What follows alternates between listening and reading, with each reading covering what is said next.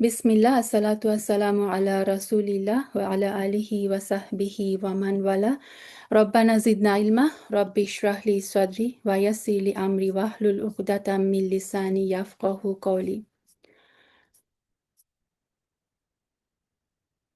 আল্লাহুম্মা হদিনি লি আহসানিল আখলাক ফা ইন্নাহু লা ইয়াহদি লি আহসানিহা ইল্লা আনত ওয়াসরিফ আন্নি সাইয়্যিআহা লা ইয়াসরিফু আন্নি সাইয়্যিআহা ইল্লা আনত। আল্লাহুম্মা সাল্লিমনি ইলা রমাদান ওয়া সাল্লিম লি রমাদান ওয়া তাসাল্লামহু মিন মুতাকাব্বালা। আল্লাহুম্মা জাআলনা মিম্মান সামা রমাদান ওয়া কামাহু ওয়া কামা লাইলাতুল কদরি ঈমানান ওয়া ইহতিসাবান। اللهم اعتق رقابنا ورقاب آبائنا وأمهاتنا وإخواننا وأخواتنا وأبناءنا وبناتنا وأهلنا ومن له حق علينا والمسلمين من النار. اللهم إني أسألك حبك وحب يحبك والعمل الذي يبلغني حبك. اللهم اجعل أحب إلي من نفسي ومن أهلي ومن الماء البارد. السلام عليكم ورحمة الله وبركاته. আলহামদুলিল্লাহ আলহামদুলিল্লাহ। আজকে আমরা শুরু করতে যাচ্ছি 14তম পারার তর্জমা। 14তম পারায় আমরা দুইটা সূরা পড়বো আজকে ইনশাআল্লাহ বিজনিল্লাহ, সূরা হিজর এবং সূরা নাহল। তো সূরা হিজরটা মক্কা অবতীর্ণ সূরা, আয়াত সংখ্যা 99, রুকু সংখ্যা 6। হিজর একটা অঞ্চলের নাম যেখানে বাস করত সামুদ জাতি, যেখানে যাদের কাছে পাঠানো হয়েছিল সালেহ আলাইহিসসালামকে, এবং সেই আম, জায়গার নাম অনুসারে এই সূরায় যেহেতু 80 থেকে 84 নম্বর আয়াতে এই হিজরবাসীর ঘটনা আসবে, সেখান থেকে এই সূরার নামকরণ করা হয়েছে সূরা হিজর। বিসমিল্লাহির রহমানির রহিম। 1 নম্বর আয়াতটা ছিল আলিফ লাম র, এগুলো হচ্ছে সেই মহান গ্রন্থ এবং সুস্পষ্ট কোরআনের আয়াত। যারা আল্লাহ তাআলাকে অস্বীকার করেছে, মহাবিচারের দিন তারা চাইবে যদি সত্যি সত্যি তারা মুসলমান হয়ে যেত। সুবহান আল্লাহ। তো কখন কাফেররা এটা আকাঙ্ক্ষা করবে যে ইস, তারা যদি আসলে মুসলমান হয়ে যেত? কোনো কোনো মুফাসসিরগণ বলেছেন যে এটা তারা মৃত্যুর সময় কামনা করবে। আবার কোনো কোনো হাদিস থেকে আমরা পাই যে এটা তারা আখিরাতে কামনা করবে। রাসূল সাল্লাল্লাহু আলাইহি সাল্লাম আমাদেরকে জানিয়েছেন, জাহান্নামবাসীরা যখন জাহান্নামে একত্রিত হবে, তাদের সাথে তারা কিছু গুনাহগার মুমিনদেরকে সেখানে দেখতে পাবে। তো তখন তারা সেই জাহান্নামবাসীরা কাফেররা গুনাহগার যে মুমিন বান্দা তাদেরকে বলবে, তোমাদের ইসলাম তো দেখি তোমাদের কোনো কাজে আসলো না, তোমরা তো দেখছি আমাদের সাথে জাহান্নামেই রয়ে গেলে। সেই মুমিনরা বলবে যে আমাদের কিছু গুনাহ ছিল, যার কারণে আল্লাহ আমাদেরকে পাকড়াও করেছেন। তারা যা বলেছে আল্লাহ তা শুনলেন। রাসূল সাল্লাল্লাহু আলাইহি সাল্লাম তখন বললেন, তারপর কিবলা অনুসারী মুসলিমগণকে বের করার নির্দেশ দেওয়া হবে, অর্থাৎ যারা এই ইসলামী শরীয়তের উপর ঈমান এনেছিল, আল্লাহ সুবহানাহু ওয়া তাআলা তখন বলবেন সেই মুসলিমদেরকে তোমরা জাহান্নাম থেকে বের করো। আর যখনই কাফেররা দেখবে যে মুসলিমদেরকে জাহান্নাম থেকে বের করা হচ্ছে, সেই মুহূর্তে কাফেররা আফসোস করবে এবং বলবে যে ইস, আমরাও যদি মুসলিম হতাম, তাহলে তারা আজকে যেভাবে এই জাহান্নাম থেকে বের হয়ে গেছে, আমরাও সেভাবে বের হয়ে যেতে পারতাম। সুবহানাল্লাহি ওয়া বিহামদি, সুবহানাল্লাহিল আযীম। হে নবী, তুমি তাদের ছেড়ে দাও, তারা খাওয়া দাওয়া করুক, ভোগ উপভোগ করতে থাকুক, মিথ্যা আশা তাদের মোহাচ্ছন্ন করে রাখুক, অচিরেই তারা তাদের পরিণাম সম্পর্কে জানতে পারবে। অর্থাৎ আল্লাহ সুবহানাহু ওয়া তাআলা বলছেন যে কাফেররা, তাদের মূল লক্ষ্য থাকে পানাহার, দুনিয়ার ভোগ বিলাস সবকিছু। পক্ষান্তরে মুমিনরাও এই দুনিয়ায় পানাহার করে, যেহেতু তাদের বেঁচে থাকার জন্য পানাহার করতে হয়। জীবিকার প্রয়োজন অনুযায়ী তারা ব্যবস্থাও করে, ভবিষ্যতের জন্য তারা পরিকল্পনাও করে, কিন্তু তাদের সবসময় প্রায়োরিটি থাকে মৃত্যু এবং আখিরাত। যে কোনো জনপদকে আমি ধ্বংস করি না কেন, তার ধ্বংসের জন্য একটা সুনির্দিষ্ট সময় আগে থেকেই লিপিবদ্ধ থাকে। কোনো জাতি তার ধ্বংসের কাল যেমন ত্বরান্বিত করতে পারে না, তেমনি তারা তা বিলম্বিতও করতে পারে না। তারা বলে, ওহে যার উপর কোরআন নাজিল করা হয়েছে, তুমি অবশ্যই একজন উন্মাদ ব্যক্তি। তারা রাসূল সাল্লাল্লাহু আলাইহি সাল্লামকে অনেক কিছু বলতো, উন্মাদ, পাগল। তো এখানে তারা বলছে যে যার উপর কোরআন নাজিল করা হয়েছে, অর্থাৎ রাসূল সাল্লাল্লাহু আলাইহি সাল্লামকে ডেকে ডেকে তারা বলছে যে তুমি তো একজন উন্মাদ ব্যক্তি। মাআযাল্লাহ। তুমি সত্যবাদী নবী হলে আমাদের সামনে তোমার নবুয়তের সাক্ষী দেওয়ার জন্য ফেরেশতাদের নিয়ে আসো না কেন? তারা রাসূল সাল্লাল্লাহু আলাইহি সাল্লামকে চ্যালেঞ্জ করতো যে তুমি যদি মনে করো যে তোমার কাছে যে বাণী এসেছে সেটা সত্য, তাহলে ফেরেশতা নিয়ে আসো, ফেরেশতা এসে আমাদের কাছে প্রমাণ করুক যে এটা সত্যি। হে নবী, তুমি বলো, আমি ফেরেশতাদেরকে কখনো কোনো সঠিক কারণ ছাড়া নাজিল করি না, একবার যদি আযাবের ফেরেশতারা এসেই যায়, তবে তো আর তাদের কোনো অবকাশই দেওয়া হবে না। সো আল্লাহ বলছেন যে নিছক তামাশা দেখানোর জন্য, তোমাদের মনের এই খায়েশ পূরণ করার জন্য আমি আমার ফেরেশতাদেরকে প্রেরণ করি না। আর কোনো জাতি যখন দাবি করে যে ফেরেশতাদেরকে ডাকো, অমনি ফেরেশতারা হাজির হয়ে যাবে, ব্যাপারটা এরকম নয়। আযাবের ফেরেশতারা যখন আসে তখন সেই জাতির আর সেই আযাব থেকে পরিত্রাণ পাওয়ার কোনো উপায় থাকে না, তাদের কোনো অবকাশ দেওয়া হয় না। অবশ্যই আমি উপদেশ সম্বলিত কোরআন নাজিল করেছি এবং আমি তার সংরক্ষণকারী। অর্থাৎ আল্লাহ সুবহানাহু ওয়া তাআলা এই আয়াতটার মাধ্যমে তিনি ডিক্লেয়ার করে দিলেন যে এই কোরআনের কোনো বিকৃতি, কোনো পরিবর্তন সাধন কেয়ামত পর্যন্ত কেউ করতে পারবে না। কারণ এর আগে আল্লাহ সুবহানাহু ওয়া তাআলা যত কিতাব নাজিল করেছেন, মানুষরা সেটার মধ্যে বিকৃতি সাধন করেছে, তারা ইচ্ছামতো সেটার মধ্যে পরিবর্ধন করেছে। কোরআনের ক্ষেত্রে আল্লাহ সুবহানাহু ওয়া তাআলা বলেছেন তিনি নিজে দায়িত্ব নিয়েছেন এই কোরআন হেফাজত করার। ইন্না নাহনু নাজ্জালনা যিকরা ওয়া ইন্না লাহু লাহাফিজুন, আমি এটা সংরক্ষণ করব। সো কিয়ামত পর্যন্ত কোরআন কেউ মানে কিয়ামত পর্যন্ত কোরআনটা হচ্ছে প্রিজার্ভড। এবং অনেকেই বলেছেন এই আয়াতে যে যিকর বলতে কোরআন এবং হাদিস দুইটাই বলা হয়েছে, কারণ কিয়ামত পর্যন্ত সহি হাদিসগুলোও কিন্তু আল্লাহ সুবহানাহু ওয়া তাআলা সংরক্ষণ করবেন। তোমার আগেও পূর্ববর্তী জাতিদের মাঝে আমি রাসূল পাঠিয়েছিলাম, তাদের কাছে এমন একজন রাসূলও আসেনি যার সাথে তারা ঠাট্টা বিদ্রূপ করেনি। এভাবে আমি অপরাধীদের অন্তরে ঠাট্টা বিদ্রূপের সেই প্রবণতাকে সঞ্চার করে দেই, তাই এরা কোনো অবস্থায় তার উপর ঈমান আনবে না। আসলে নবীদের প্রতি ঠাট্টা বিদ্রূপের নিয়ম তো আগে থেকেই চলে এসেছে, অর্থাৎ যুগে যুগে আল্লাহ সুবহানাহু ওয়া তাআলা যত নবী রাসূল পাঠিয়েছেন, প্রত্যেকটা কম নবী রাসূলদের সাথে নবী রাসূলদেরকে ঠাট্টা বিদ্রূপ করেছে। আমি যদি এদের উপর আসমানের দরজাও খুলে দেই, তাতে তারা যদি সেটাও চড়তে শুরু করে, তারপরও এরা ঈমান আনবে না, বরং তখনও বলবে আমাদের দৃষ্টি মোহাবিষ্ট হয়ে গেছে, কিংবা আমরা হচ্ছি জাদুগ্রস্ত সম্প্রদায়। সাল্লাহ বললেন এই কাফিরদেরকে আমি যদি আসমানের দরজা দিয়ে আসমানে উঠাই, তারা যদি সব মিরাকুলাস সবকিছু দেখে, তারপরেও এরা বলবে কি যে না, আমাদের চোখ ভুল দেখছে, কারণ তাদের অন্তরে হচ্ছে মোহর মারা, সত্যটা তারা কখনো দেখবে না। আমি আকাশে গম্বুজ তৈরি করে রেখেছি, তারপর তাকে দর্শকদের জন্য তারকারাজি দ্বারা সজ্জিত করে রেখেছি। তো এই যেখানে শব্দটা এসেছে বুরুজ, বুরুজের অনেকগুলো অর্থ আছে। একটা হচ্ছে বৃহৎ প্রাসাদ, দুর্গ, মজবুত ইমারত। বুরুজের আরেকটা অর্থ হচ্ছে বড় নক্ষত্র, যেটাকে বৃহৎ নক্ষত্র বলা হয়। তো অনেক স্কলাররাই বলেছেন যে এখানে বুরুজ বলতে বোঝানো হচ্ছে সূর্যের পরিভ্রমণের পথটাকে 12টা স্তরে ভাগ করা হয়, ওইটাকে আরবিক লিটারেচার ওইখানে বলা হয় এটাকে বুরুজ। অর্থাৎ আল্লাহ সুবহানাহু ওয়া তাআলা বললেন আমি এখানে আকাশে বুরুজ বানিয়েছি, এবং আকাশকে সৌন্দর্যমণ্ডিত করার জন্য, আকাশের সৌন্দর্য হচ্ছে স্টার, আমি তারা বানিয়েছি, তারা দ্বারা আকাশকে সৌন্দর্যমণ্ডিত করেছি। আরবরা যখন মরুভূমিতে ট্রাভেল করতো, রাতের বেলা যখন অন্ধকার হয়ে যেত, তখন তারা আকাশের দিকে তাকালেই এরকম হাজার হাজার কোটি কোটি তারা দেখতে পেত। সো আল্লাহ সুবহানাহু ওয়া তাআলা দেখবেন সবসময় যে তারা, তারপরে এই যে পাহাড়, আরবরা তখন যেই সমস্ত জিনিসগুলো তাদের কাছে প্রমিনেন্ট ছিল তারা বেশি দেখতো, আল্লাহ সুবহানাহু ওয়া তাআলা কিন্তু এই জিনিসগুলো দিয়ে কোরআনে সবচেয়ে বেশি উপমা দিয়েছেন যে তোমরা চোখের সামনে যা দেখতে পাচ্ছ সেটাতে তোমরা আরো অন্তর্দৃষ্টি দিয়ে দেখো, তাহলে এটার মধ্যে তোমরা আল্লাহর আয়াত খুঁজে পাবে। তাকে আমি প্রতিটি অভিশপ্ত শয়তান থেকে হেফাজত করে রেখেছি। অবশ্য যদি কেউ চুরি করে ফেরেশতাদের কোনো কথা শুনতে চায়, তাহলে সাথে সাথে একটি প্রদীপ্ত উল্কা তার পেছনে ধাওয়া করে। রাসূল সাল্লাল্লাহু আলাইহি সাল্লাম বলেছেন যে মাঝে মাঝে ফেরেশতারা আকাশের নিচে মেঘের যে স্তর সে পর্যন্ত অবতরণ করে এবং আসমানের যে সংবাদ সেটা নিয়ে পরস্পর আলোচনা করে। এবং শয়তানরা কি করে, আত্মগোপন করে লুকিয়ে লুকিয়ে ফেরেশতাদের এইসব কথোপকথন শুনে শুনে সেটা তারা গণকদের কাছে পৌঁছে দেয়। এবং এই দুনিয়ায় এখনো জ্যোতিষী বলেন, গণক, তারপরে যে অনেকে বলে যে ভাগ্য গণনা করে, অনেক হচ্ছে গায়েব হিসাব মানে দাবি করে যে তারা গায়েবের খবর জানে, তারা জিনের মাধ্যমে ব্ল্যাক ম্যাজিক করে। এই জিনেরা কিন্তু এইভাবে যে ফেরেশতাদের কিছু কথাবার্তা শুনে এসে এই গণকদের কাছে খবর দেয়, এবং গণকরা এই একটু সত্যের সাথে 100টা মিথ্যা মিলিয়ে হচ্ছে নিজেদের পক্ষ থেকে জুড়ে দিয়ে সেটা গল্প বলে বেড়ায়। এটাই হচ্ছে, এটা বুখারীর হাদিসে এসেছে।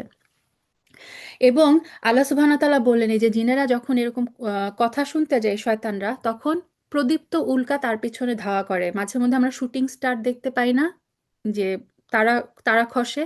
সেই তারা খসাগুলা কি? তারা খসাগুলা হচ্ছে ফেরেশতারা সেই শয়তানদেরকে তাদের দিকে ওই তারার অংশটা ছুঁড়ে মারে, যাতে তারা মানে ওই যে শয়তানগুলো আসমানে উঠেছিল ফেরেশতাদের এই গোপন কথাবার্তা, ফেরেশতাদের কথোপকথনগুলো শুনতে। আমি এই জমিনকে বিস্তৃত করে বিছিয়ে দিয়েছি, আমি পর্বতমালাকে পেরেকের মতো গেঁথে দিয়েছি, যেন জমিন নড়াচড়া করতে না পারে। এবং তাতে প্রত্যেকটা জিনিস আমি সুপরিমিতভাবে উৎপাদন করেছি। অর্থাৎ আল্লাহ সুবহানাহু ওয়া তাআলা যাই সৃষ্টি করেছেন প্রত্যেকটার মধ্যে দেখবেন সমন্বয় আছে, সামঞ্জস্য আছে। প্রত্যেকটা জিনিস অত্যন্ত ব্যালেন্সড। মনে হয় যে মানে কি পারফেক্ট আল্লাহ সুবহানাহু ওয়া তাআলার ক্রিয়েশন, সুবহান আল্লাহ। এবং আল্লাহ সুবহানাহু ওয়া তাআলা বলেছেন পর্বতকে তিনি পেরেকের মতো গেঁথে দিয়েছেন, যেন এই পৃথিবী নড়াচড়া না করে, জমিন নড়াচড়া না করে। আমাদের এই পৃথিবীটা এই যে মহাশূন্যের মধ্যে ভাসছে, সে নিজের কক্ষপথে ঘুরছে, কিন্তু আমরা এর মধ্যে কি সুন্দর চলাচল করছি, আমরা কিন্তু ছিটকে পড়ে যাচ্ছি না, সুবহান আল্লাহ। এবং মাটিতে যখন ভূমিকম্প হয়, কয়েক সেকেন্ডের ভূমিকম্প হলে আমরা দেখি যে মাটি যদি কাঁপতে শুরু করতো, আমাদের এই পৃথিবীতে টিকে থাকা সম্ভব হতো না। তা আল্লাহ সুবহানাহু ওয়া তাআলা পাহাড়গুলোকে বানিয়েছেন পেরেকের মতো। পেরেক দিয়ে আল্লাহ সুবহানাহু ওয়া তাআলা পৃথিবীটাকে কি করেছেন, মানে স্থিতিশীলতা দিয়েছেন, পৃথিবী যাতে নড়াচড়া না করতে পারে। সুবহান আল্লাহ, আল্লাহর কি ইঞ্জিনিয়ারিং! আর ওতে আমি তোমাদের সবার জন্য জীবিকার ব্যবস্থা করেছি। তোমরা কিন্তু তার কারোই রিজিক দাতা নও, অর্থাৎ রিজিক দাতা হচ্ছেন একমাত্র আল্লাহ, তিনি হচ্ছেন আর রাজ্জাক। কোনো জিনিস এমন নেই যার ভান্ডার আমার হাতে নেই, সুনির্দিষ্ট একটি পরিমাণ ছাড়া আমি কখনোই তা পাঠাই না। So, আল্লাহ সুবহানাহু ওয়া তাআলা সবকিছু, সবকিছুর একটা নির্দিষ্ট পরিমাণ, একটা নির্দিষ্ট সীমারেখা নির্ধারণ করেছেন, এবং কোনো কিছু আল্লাহ সুবহানাহু ওয়া তাআলা সেই নির্ধারিত সীমার বাইরে যেতে পারে না। তারপর আল্লাহ বলছেন, আমি বৃষ্টি গর্ভ বায়ু প্রেরণ করি, তারপর আমি আকাশ থেকে পানি বর্ষণ করি, তারপর আমি তোমাদের তা পান করাই। তোমরা নিজেরা তো আর কোনো ভান্ডার জমা করে রাখোনি। অর্থাৎ আল্লাহ সুবহানাহু ওয়া তাআলা আল্লাহ এখানে তার আরেকটা কুদরতের কথা বর্ণনা করছেন, যে তিনি আকাশ থেকে বৃষ্টি বর্ষণ করে, সেই বৃষ্টি থেকে আমরা মানে পান করি। আকাশ থেকে আল্লাহ সুবহানাহু ওয়া তাআলা সুমিষ্ট আহ, পানি তিনি আহ, নাজিল করেন। তারপরে সেটা দিয়ে কি হয়, পৃথিবীতে যত গাছপালা সবকিছু এটা থেকে হয়, যেটা হচ্ছে আমাদের মানব জাতি সহ সমস্ত পশু পাখি রিজিক সেখান থেকে আল্লাহ সুবহানাহু ওয়া তাআলার ব্যবস্থা করে দেন। এবং এই যে ভূগর্ভে পানি জমা রাখেন, এটাও আল্লাহ সুবহানাহু ওয়া তাআলারই একটা কুদরত। আমাদের কোনো ক্ষমতা নাই এই ভূগর্ভে পানি সঞ্চয় করে রাখা। সূরা মুলকে আমরা পড়ি যে আল্লাহ সুবহানাহু ওয়া তাআলা বলেছেন যে ভূগর্ভের পানি যদি তোমাদের নাগালের বাইরে চলে যায়, তখন কে এনে দিবে তোমাদেরকে এই ভূগর্ভের প্রবাহমান পানি? আমাদের কোনো শক্তি নাই।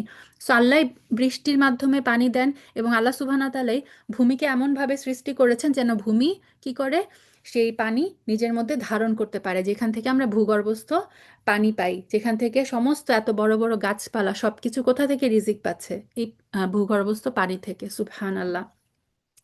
অবশ্যই আমি তোমাদের জীবন দান করি, আমি তোমাদের মৃত্যু ঘটাই, সবশেষে আমি হচ্ছি সবকিছুর উত্তরাধিকার।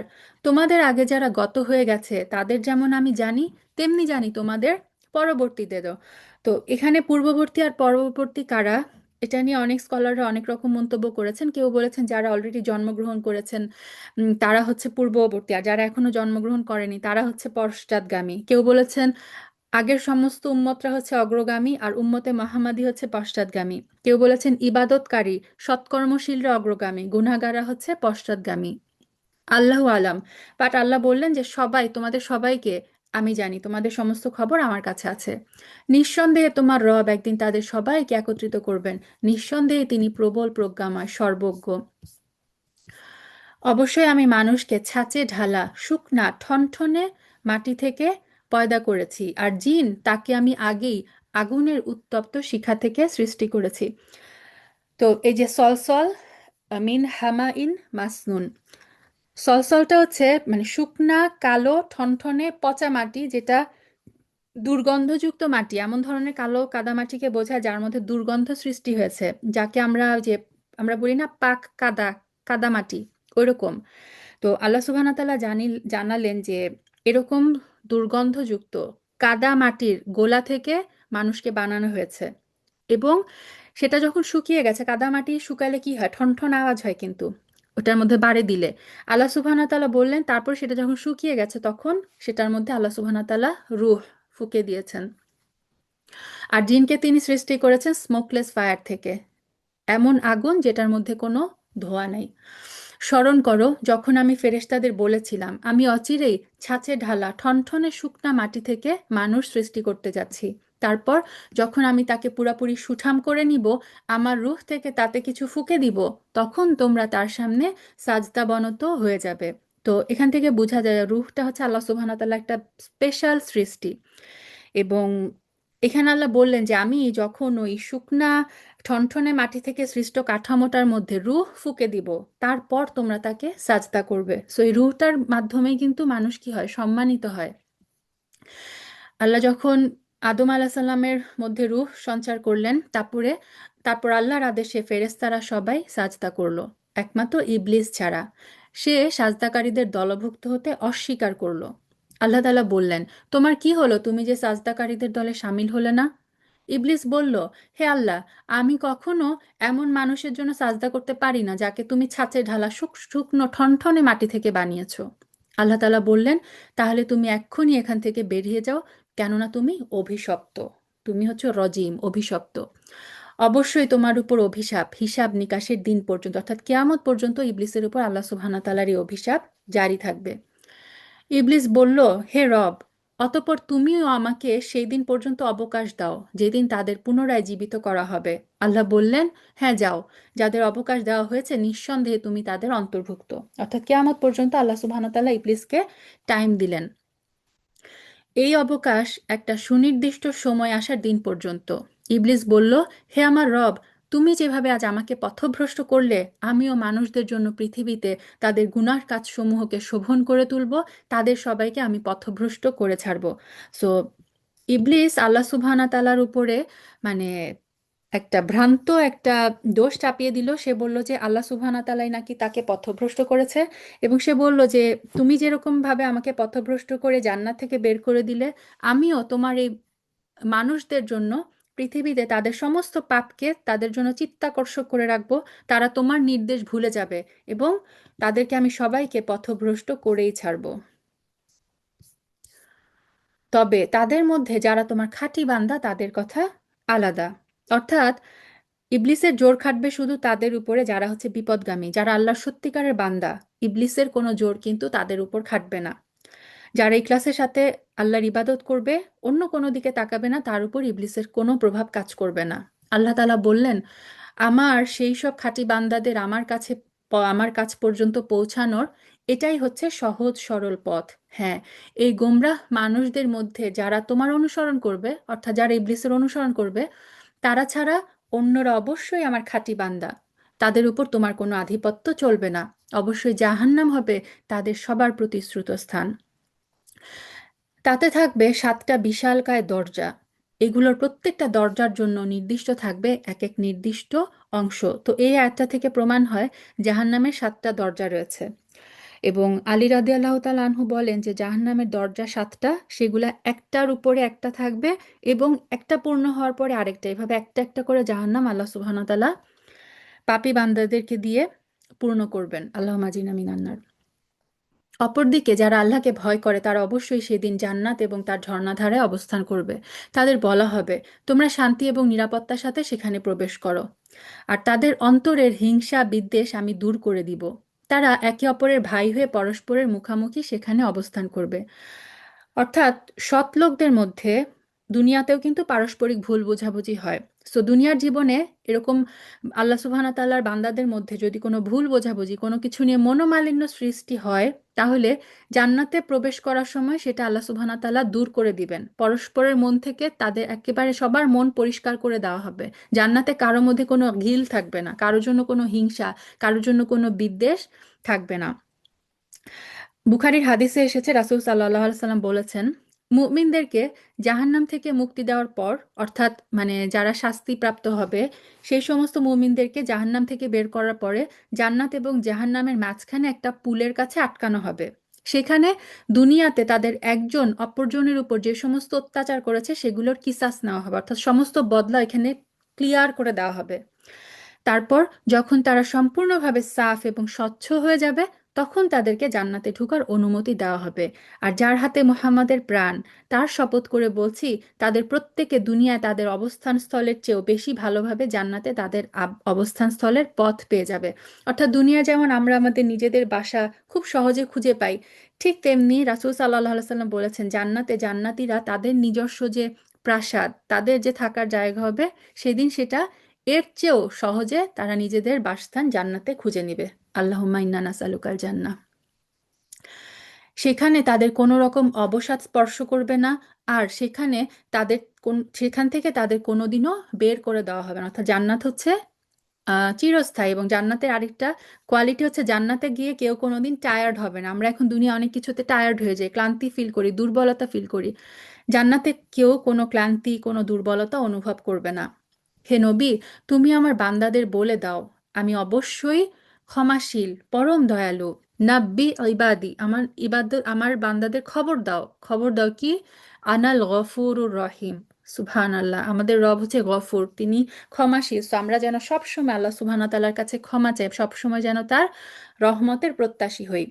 তাদেরকে এও বলে দাও, নিঃসন্দেহে আমার আযাবও অত্যন্ত কঠোর। এই যে সবসময় কোরআনে আল্লাহ সুবহানাহু ওয়া তাআলা মানে ব্যালেন্সড, একদিকে তিনি যেমন দয়াশীল, অন্যদিকে তিনি আযাবের ব্যাপারেও অত্যন্ত কঠোর। So, আযাব থেকে যেন আমরা নিজেদেরকে বাঁচিয়ে রাখি। হে নবী, তুমি তাদের ইব্রাহিমের মেহমানদের কাহিনীর কিছু শোনাও। এই তিনজন, এই যে ফেরেশতা মেহমানদের কাহিনী কিন্তু আমরা অলরেডি পড়ে এসেছি। যখন তারা তার কাছে হাজির হয়ে বলল, তোমার উপর সালাম, তখন সে তাদের ভাব দেখে বলল, আমরা অবশ্যই তোমাদের ব্যাপারে শঙ্কিত। এই স্টোরি তো আমরা দেখে এসেছি না, যে তাদেরকে যখন ইব্রাহিম আলাইহিস সালাম একটা বাছুর ভুনা করে দিলেন, ফেরেশতারা যখন খাচ্ছিলেন না, ইব্রাহিম আলাইহিস সালাম একটু ভয় পেয়ে গেলেন। ফেরেশতারা কি বলল? না, তুমি আশঙ্কা করো না, আমরা তোমাকে এক জ্ঞানবান সন্তানের শুভ সংবাদ দিচ্ছি। ইসাক আলাইহিস সালামের জন্মের সুসংবাদ দিলেন। সে বলল, তোমরা আমার এমন অবস্থার উপর সন্তানের সুসংবাদ দিচ্ছ যখন বার্ধক্য আমাকে স্পর্শ করে ফেলেছে? বলো, তোমরা আমাকে কিসের সুসংবাদ দিবে?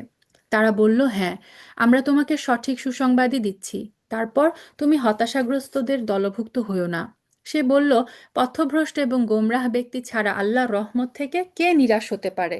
এই যে সেম কথাটা কিন্তু ইয়াকুব আলাইহিস সালামও বলেছিলেন তার ছেলেদেরকে, আমরা সূরা ইউসুফে পড়ে এসেছি যে কাফেররা ছাড়া আল্লাহর রহমত থেকে কেউ নিরাশ হয় না। হে ফেরেশতারা, বলো, এই সুসংবাদ দেয়া ছাড়া তোমাদের সামনে আর কি অভিযান রয়েছে? ইব্রাহিম আলাইহিস সালাম বুঝতে পারলেন যে এক সন্তানের সুসংবাদ দেওয়ার জন্য আল্লাহ সুবহানাহু ওয়া তাআলা তিনজন ফেরেশতা আসে নাই। সো তিনি জিজ্ঞেস করলেন, আসলে তোমাদের আর কি মিশন আছে? তারা বলল, হ্যাঁ, আমাদের এক নাফরমান জাতির বিরুদ্ধে অভিযানে পাঠানো হয়েছে, তবে লুতের আপনজনরা বাদে, অর্থাৎ লুত আলাইহিস সালাম এবং তার ফ্যামিলির লোকজন বাদে। আমরা অবশ্যই আযাবের সময় তাদেরকে সবাইকে উদ্ধার করব, কিন্তু তার স্ত্রীকে নয়। আল্লাহ তাআলা তার ব্যাপারে বলেন, আমি এই সিদ্ধান্ত নিয়েছি যে আযাবের সময় সে পশ্চাৎবর্তী দলভুক্ত হয়ে থাকবে। যেহেতু লুত আলাইহিস সালামের স্ত্রী, সে কিন্তু ওই যে সমকামী যে লোক, তাদের সমর্থন করেছিল। যখন ফেরেশতারা লুতের পরিবার পরিজনদের কাছে এসে হাজির হলো, তখন লুত আলাইহিস সালাম বললেন, তোমরা তো দেখছি অপরিচিত লোক। তারা বলল, না, আসলে তা নয়, আমরা তো বরং তাদের কাছে সেই আযাবের বিষয়টা নিয়ে এসেছি যার ব্যাপারে তারা ছিল সন্দিগ্ধ। আমরা তোমার কাছে সত্য সংবাদ নিয়ে এসেছি, আমরা হচ্ছি সত্যবাদী। সুতরাং তুমি রাতের কিছু অংশ থাকতে তোমার লোকজন সহ এই জনপদ থেকে বেরিয়ে পড়ো। তুমি নিজে তাদের পিছনে পিছনে চলতে থাকো। অর্থাৎ এখানে আম, লূত আলাইহিস সালামকে ফেরেশতারা বললেন যে তুমি তোমার লোকজন সামনে থাকবে, তুমি পিছনে থাকবে, তুমি সবার পিছনে থাকবে, যাতে কোনো আল্লাহর অনুগত বান্দা যেন পিছনে পড়ে না যায়। এবং আহ, এটা কিন্তু রাসূল সাল্লাল্লাহু আলাইহি সাল্লামও করতেন। তিনি যখন নিজে যুদ্ধে যোদ্ধাদের পিছনে থাকতেন, দুর্বলদেরকে তিনি হাঁকিয়ে নিয়ে যেতেন, আর যাদের বাহন ছিল না সেই সমস্ত অভাবীকে তিনি বহন করে নিয়ে যেতেন। এটা ছিল মানে নবীদের একটা ক্যারেক্টার। সুবহানাল্লাহ, মানে কোনো ব্যক্তি যাতে পিছনে পড়ে না যায় এটা তারা নিশ্চিত করতেন। তারপরে ফেরেশতারা বলল, তোমাদের মধ্যে একজনও যেন পিছন ফিরে না তাকায়। ঠিক যেদিকে যাওয়ার জন্য তোমাদের আদেশ করা হবে ঠিক সেদিকেই চলতে থাকবে। তো কোনো কোনো মুফাসসিরগণ বলেন যে এটা ছিল কাউমে লুতের ইমানদারদের চিহ্ন, যে তারা পিছনে তাকাবে না, এটা তাদের জন্য একটা নির্দেশ ছিল, পরীক্ষা ছিল। ইতিমধ্যে আমি তার কাছে এই ফয়সালা পাঠিয়ে দিয়েছি যে এই জনপদের মানুষগুলোকে ভোর হতেই মূলোৎপাটিত করে দেওয়া হবে। ইতিমধ্যে নগরের অধিবাসীরা উল্লসিত হয়ে লুতের কাছে এসে হাজির হলো। অর্থাৎ তারা যখন খবর পেল লুত আলাহ সাল্লামের ঘরে এরকম সুন্দর কয়েকজন যুবক এসেছে, তারা খুব খুশিতে চলে আসলো। এদের আসতে দেখে লুত আলাহ সাল্লাম বললেন, হে আমার দেশবাসী, এরা হচ্ছে আমার মেহমান, এদের সাথে অশালীন আচরণ করে তোমরা আমাকে অপমানিত করো না। তোমরা আল্লাহকে ভয় করো এবং আমার সামনে এদের হেয় করো না। তারা বলল, আমরা কি তোমাকে সৃষ্টিকুলের মেহমানদারি করা থেকে নিষেধ করিনি? এদের উক্তি শুনে সে বলল, একান্তই যদি তোমরা কামনা বাসনা চরিতার্থ করতে চাও, তবে এখানে আমার জাতির মেয়েরা আছে, এদের বিয়ে করে তোমরা নিজেদের প্রয়োজন মেটাতে পারো। হে নবী, তোমার জীবনের শপথ, সেদিন এরা নিদারুণ নেশায় বিভোর হয়ে পড়েছিল। অর্থাৎ আম, এখানে কেউ কেউ এটার অর্থ করেছেন এরকম যে এখানে আল্লাহ সুবহানাহু ওয়া তাআলা রাসূল সাল্লাল্লাহু আলাইহি সাল্লামের জীবনের শপথ করছেন। এর মাধ্যমে রাসূল সাল্লাল্লাহু আলাইহি সাল্লামের সম্মান এবং মর্যাদা বৃদ্ধি পেয়েছে। তো ইবনে আব্বাস রাদিয়াল্লাহু তাআলা আনহু বলেন যে আল্লাহ সুবহানাহু ওয়া তাআলা রাসূল সাল্লাল্লাহু আলাইহি সাল্লামের মতো এমন মহান কোনো সৃষ্টি করেননি, মানে উনি ছিলেন সর্বশ্রেষ্ঠ সৃষ্টি। এবং আল্লাহ আজ্জা ওয়া জাল রাসূল সাল্লাল্লাহু আলাইহি সাল্লাম ছাড়া অন্য কারো নামে শপথ করেননি। তা আল্লাহ সুবহানাহু ওয়া তাআলা কিন্তু চাইলে যে কোনো কিছুর নামে, যে কোনো সৃষ্ট জীবের ব্যাপারে শপথ করতে পারেন, এবং আল্লাহর শপথের মাধ্যমে আল্লাহ সুবহানাহু ওয়া তাআলা সেই জিনিসের সেটাকে সম্মানিত করেন। কিন্তু বান্দার জন্য আমরা কি করতে পারি? যদি শপথ কখনো করতে হয়, শুধুমাত্র আল্লাহর নামে আমরা শপথ করতে পারি। আমরা কিন্তু অন্য সৃষ্ট কোনো কিছুর নামে শপথ করতে পারি না। এটা কিন্তু আমাদের জন্য অ্যালাউড না। আর তারপর সূর্যোদয়ের সাথে সাথে এক মহানাদ এসে তাদের উপর আঘাত হানলো।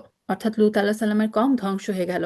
তারপর আমি তাদের নগরগুলোকে উল্টে দিলাম, ওদের উপর পাকানো মাটির পাথরের বৃষ্টি বর্ষণ করলাম। অবশ্যই এই ঘটনার মাঝে পর্যবেক্ষণ সম্পন্ন মানুষের জন্য শিক্ষার বহু নিদর্শন রয়েছে। আযাবের নিদর্শন হিসেবে তা আজও প্রধান সড়কের পাশে দাঁড়িয়ে আছে। অর্থাৎ এই যে আহ, সাদুম যে জনপদটা, এটা আল্লাহ সুবহানাহু ওয়া তাআলা বললেন যে তোমরা তো আসা যাওয়ার পথে এই ঘটনাটা দেখো, এই স্থানটা তোমরা দেখো। এখনো মানুষ ডেড সিতে যায় দেখতে, এবং ওই জায়গাটার বলে যে ওটাকে মৃত সাগর, ডেড সি বলা হয়। কারণ এই পানিতে, এই সাগরে কোনো মাছ, ব্যাঙ, কোনো প্রাণী জীবিত থাকে না। এটা একটা অভিশপ্ত এলাকা।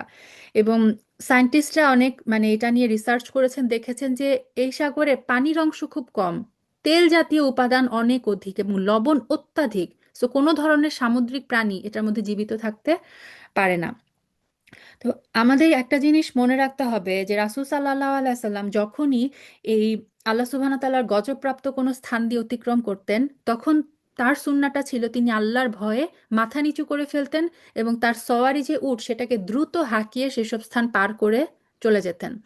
আর আনফরচুনেটলি আমরা এখন অনেকে যেটা করি, যে এই সমস্ত জায়গা আমরা খুব উৎসাহ নিয়ে দেখতে চাই, সেটা করা ঠিক না। এটা হচ্ছে সুন্নাহ যে এইসব জায়গা আমরা খুব দ্রুত পার হয়ে যাব। এবং আল্লাহ সুবহানাহু ওয়া তাআলার কাছে এটা যেহেতু আযাবের জায়গা, আল্লাহ সুবহানাহু ওয়া তাআলার কাছে মানে তার যে রাসূল সাল্লাল্লাহু আলাইহি সাল্লাম যেরকম মস্তক অবনত করে, মানে আল্লাহ সুবহানাহু ওয়া তাআলার কাছে আমরা আরো বেশি আমাদের হিউমিলিটি সেখানে প্রদর্শন করব। তো এইসব জায়গা আমরা কখনো এনজয় করতে যাব না। আল্লাহ যেন আমাদের বোঝার তৌফিক দেন। অবশ্যই এর মাঝে ইমানদারদের জন্য আল্লাহর নিদর্শন মজুদ রয়েছে। লূতের জাতির মতো আইকার অধিবাসীরাও ছিল জালেম। আইকাবাসীরা ছিল শোয়েব আলাইহিস সালামের উম্মত, এবং তাদের কি পরিণতি হয়েছিল সেটা কিন্তু আমরা অলরেডি পড়ে এসেছি। আমি তাদের কাছেও নাফরমানির প্রতিশোধ নিলাম। আজ এই উভয় জনপদই আযাবের চিহ্ন বহন করে প্রকাশ্য রাস্তার পাশে দাঁড়িয়ে আছে। হিজরবাসীও, এই যে হিজরবাসীর কথা এসেছে যেটা থেকে সূরার নামকরণ করা হয়েছে, হিজর, হিজরবাসীও তাদের নবীদের অস্বীকার করেছিল। এরা হচ্ছে সালেহ আলাইসাল্লামের জাতি। আমি তাদের দিয়েছিলাম আমার নিদর্শনসমূহ, তারপর তারা তা থেকে মুখ ফিরিয়ে নিয়েছে।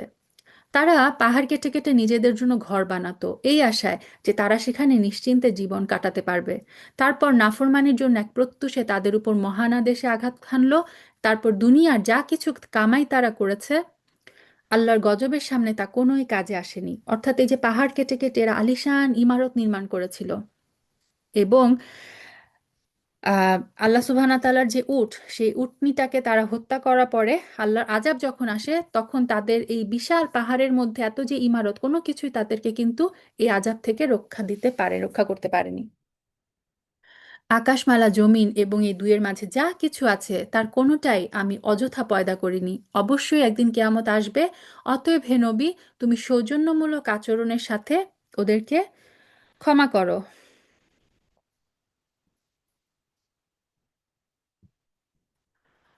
নিশ্চয়ই তোমার রব মহাস্রষ্টা, মহাজ্ঞানী। অবশ্যই আমি তোমাকে 7 আয়াত বিশিষ্ট সূরা দিয়েছি, যা সলাতের বাইরে এবং ভিতরে বারবার পঠিত হয়। এই যে সাব আম মিনাল মাসানি, বারবার পঠিতব্য 7টি আয়াত, এটা হচ্ছে সূরা আল ফাতিহা। সূরা আল ফাতিহার কথা বলছেন। আল্লাহ সুবহানাহু ওয়া তাআলা বললেন, আমি তোমাকে দিয়েছি এই সূরা আল ফাতিহা এবং কোরআন। কোরআন থেকে সূরা ফাতিহাটা কিন্তু কোরআনেরই অংশ, কিন্তু আল্লাহ আযজা ওয়া জাল কেন এটাকে আবার একটু স্পেশালি আলাদা করে বললেন? কারণ অনেক স্কলার বলেছেন যে সূরা ফাতিহাটা হচ্ছে কোরআনের সারমর্ম, আর পুরা কোরআনটা হচ্ছে সূরা ফাতিহার তাফসির। সূরা ফাতিহার মধ্যেই কিন্তু সব কিছু নিহিত আছে, এই কোরআনের যে মূল নির্যাস। তো আল্লাহ সুবহানাহু ওয়া তাআলা এই জন্য এটাকে স্পেশাল মর্যাদা দিয়ে বললেন, আমি তোমাকে 7 আয়াতের একটা সূরা দিয়েছি, আরও দিয়েছি এই জীবন বিধান হিসেবে এই মহাগ্রন্থ আল কুরআন। আমি এদের কিছু লোককে ভোগবিলাসের যে উপকরণ দিয়েছি তার প্রতি তুমি কখনো তোমার দুই চোখ তুলে তাকাবে না। তাদের অবস্থার উপর তুমি কোনো রকম দুশ্চিন্তা করবে না। তাদের বদলে তুমি সর্বদা ঈমানদারদের দিকেই ঝুঁকে থাকো। এটা আল্লাহ সুবহানাহু ওয়া তাআলা তার রাসূলকে সান্ত্বনা দেওয়ার জন্য বলেছেন যে এমন একটা সময় ছিল রাসূল সাল্লাল্লাহু আলাইহি সাল্লাম এবং সাহাবীরা চরম দুরবস্থার মধ্যে জীবনযাপন করেছেন। তাদের খাদ্য ছিল না, দিনের পর দিন তারা না খেয়ে থাকতেন। অন্যদিকে কুরাইশ সর্দাররা, তাদের যে পার্থিব অর্থ সম্পদ, সব দিক থেকে তারা প্রাচুর্যের অধিকারী ছিল। তো আল্লাহ সুবহানাহু ওয়া তাআলা বলছেন যেগুলো দেখে আপনার মন যেন কখনো হতাশাগ্রস্ত না হয়ে যায়। কারণ আপনাকে আমি যে কোরআন দিয়েছি, সেই কোরআন প্রদান করে মানুষের হাতে যা আছে সেটা থেকে আমি আপনাকে অমুখাপেক্ষী করে দিয়েছি। হে নবী, তুমি বলো, নিঃসন্দেহে আমি হচ্ছি জাহান্নামে সুস্পষ্ট সতর্ককারী। যারা বিভিন্ন দল উপদলে বিভক্ত, তাদের উপর আমি এইভাবে কিতাব নাজিল করেছি। এখানে এই যে বিভিন্ন দলে উপদলে বিভক্ত, এটা বলতে কারা কাদেরকে বোঝানো হয়েছে এ ব্যাপারেও কয়েকটা মতামত আছে।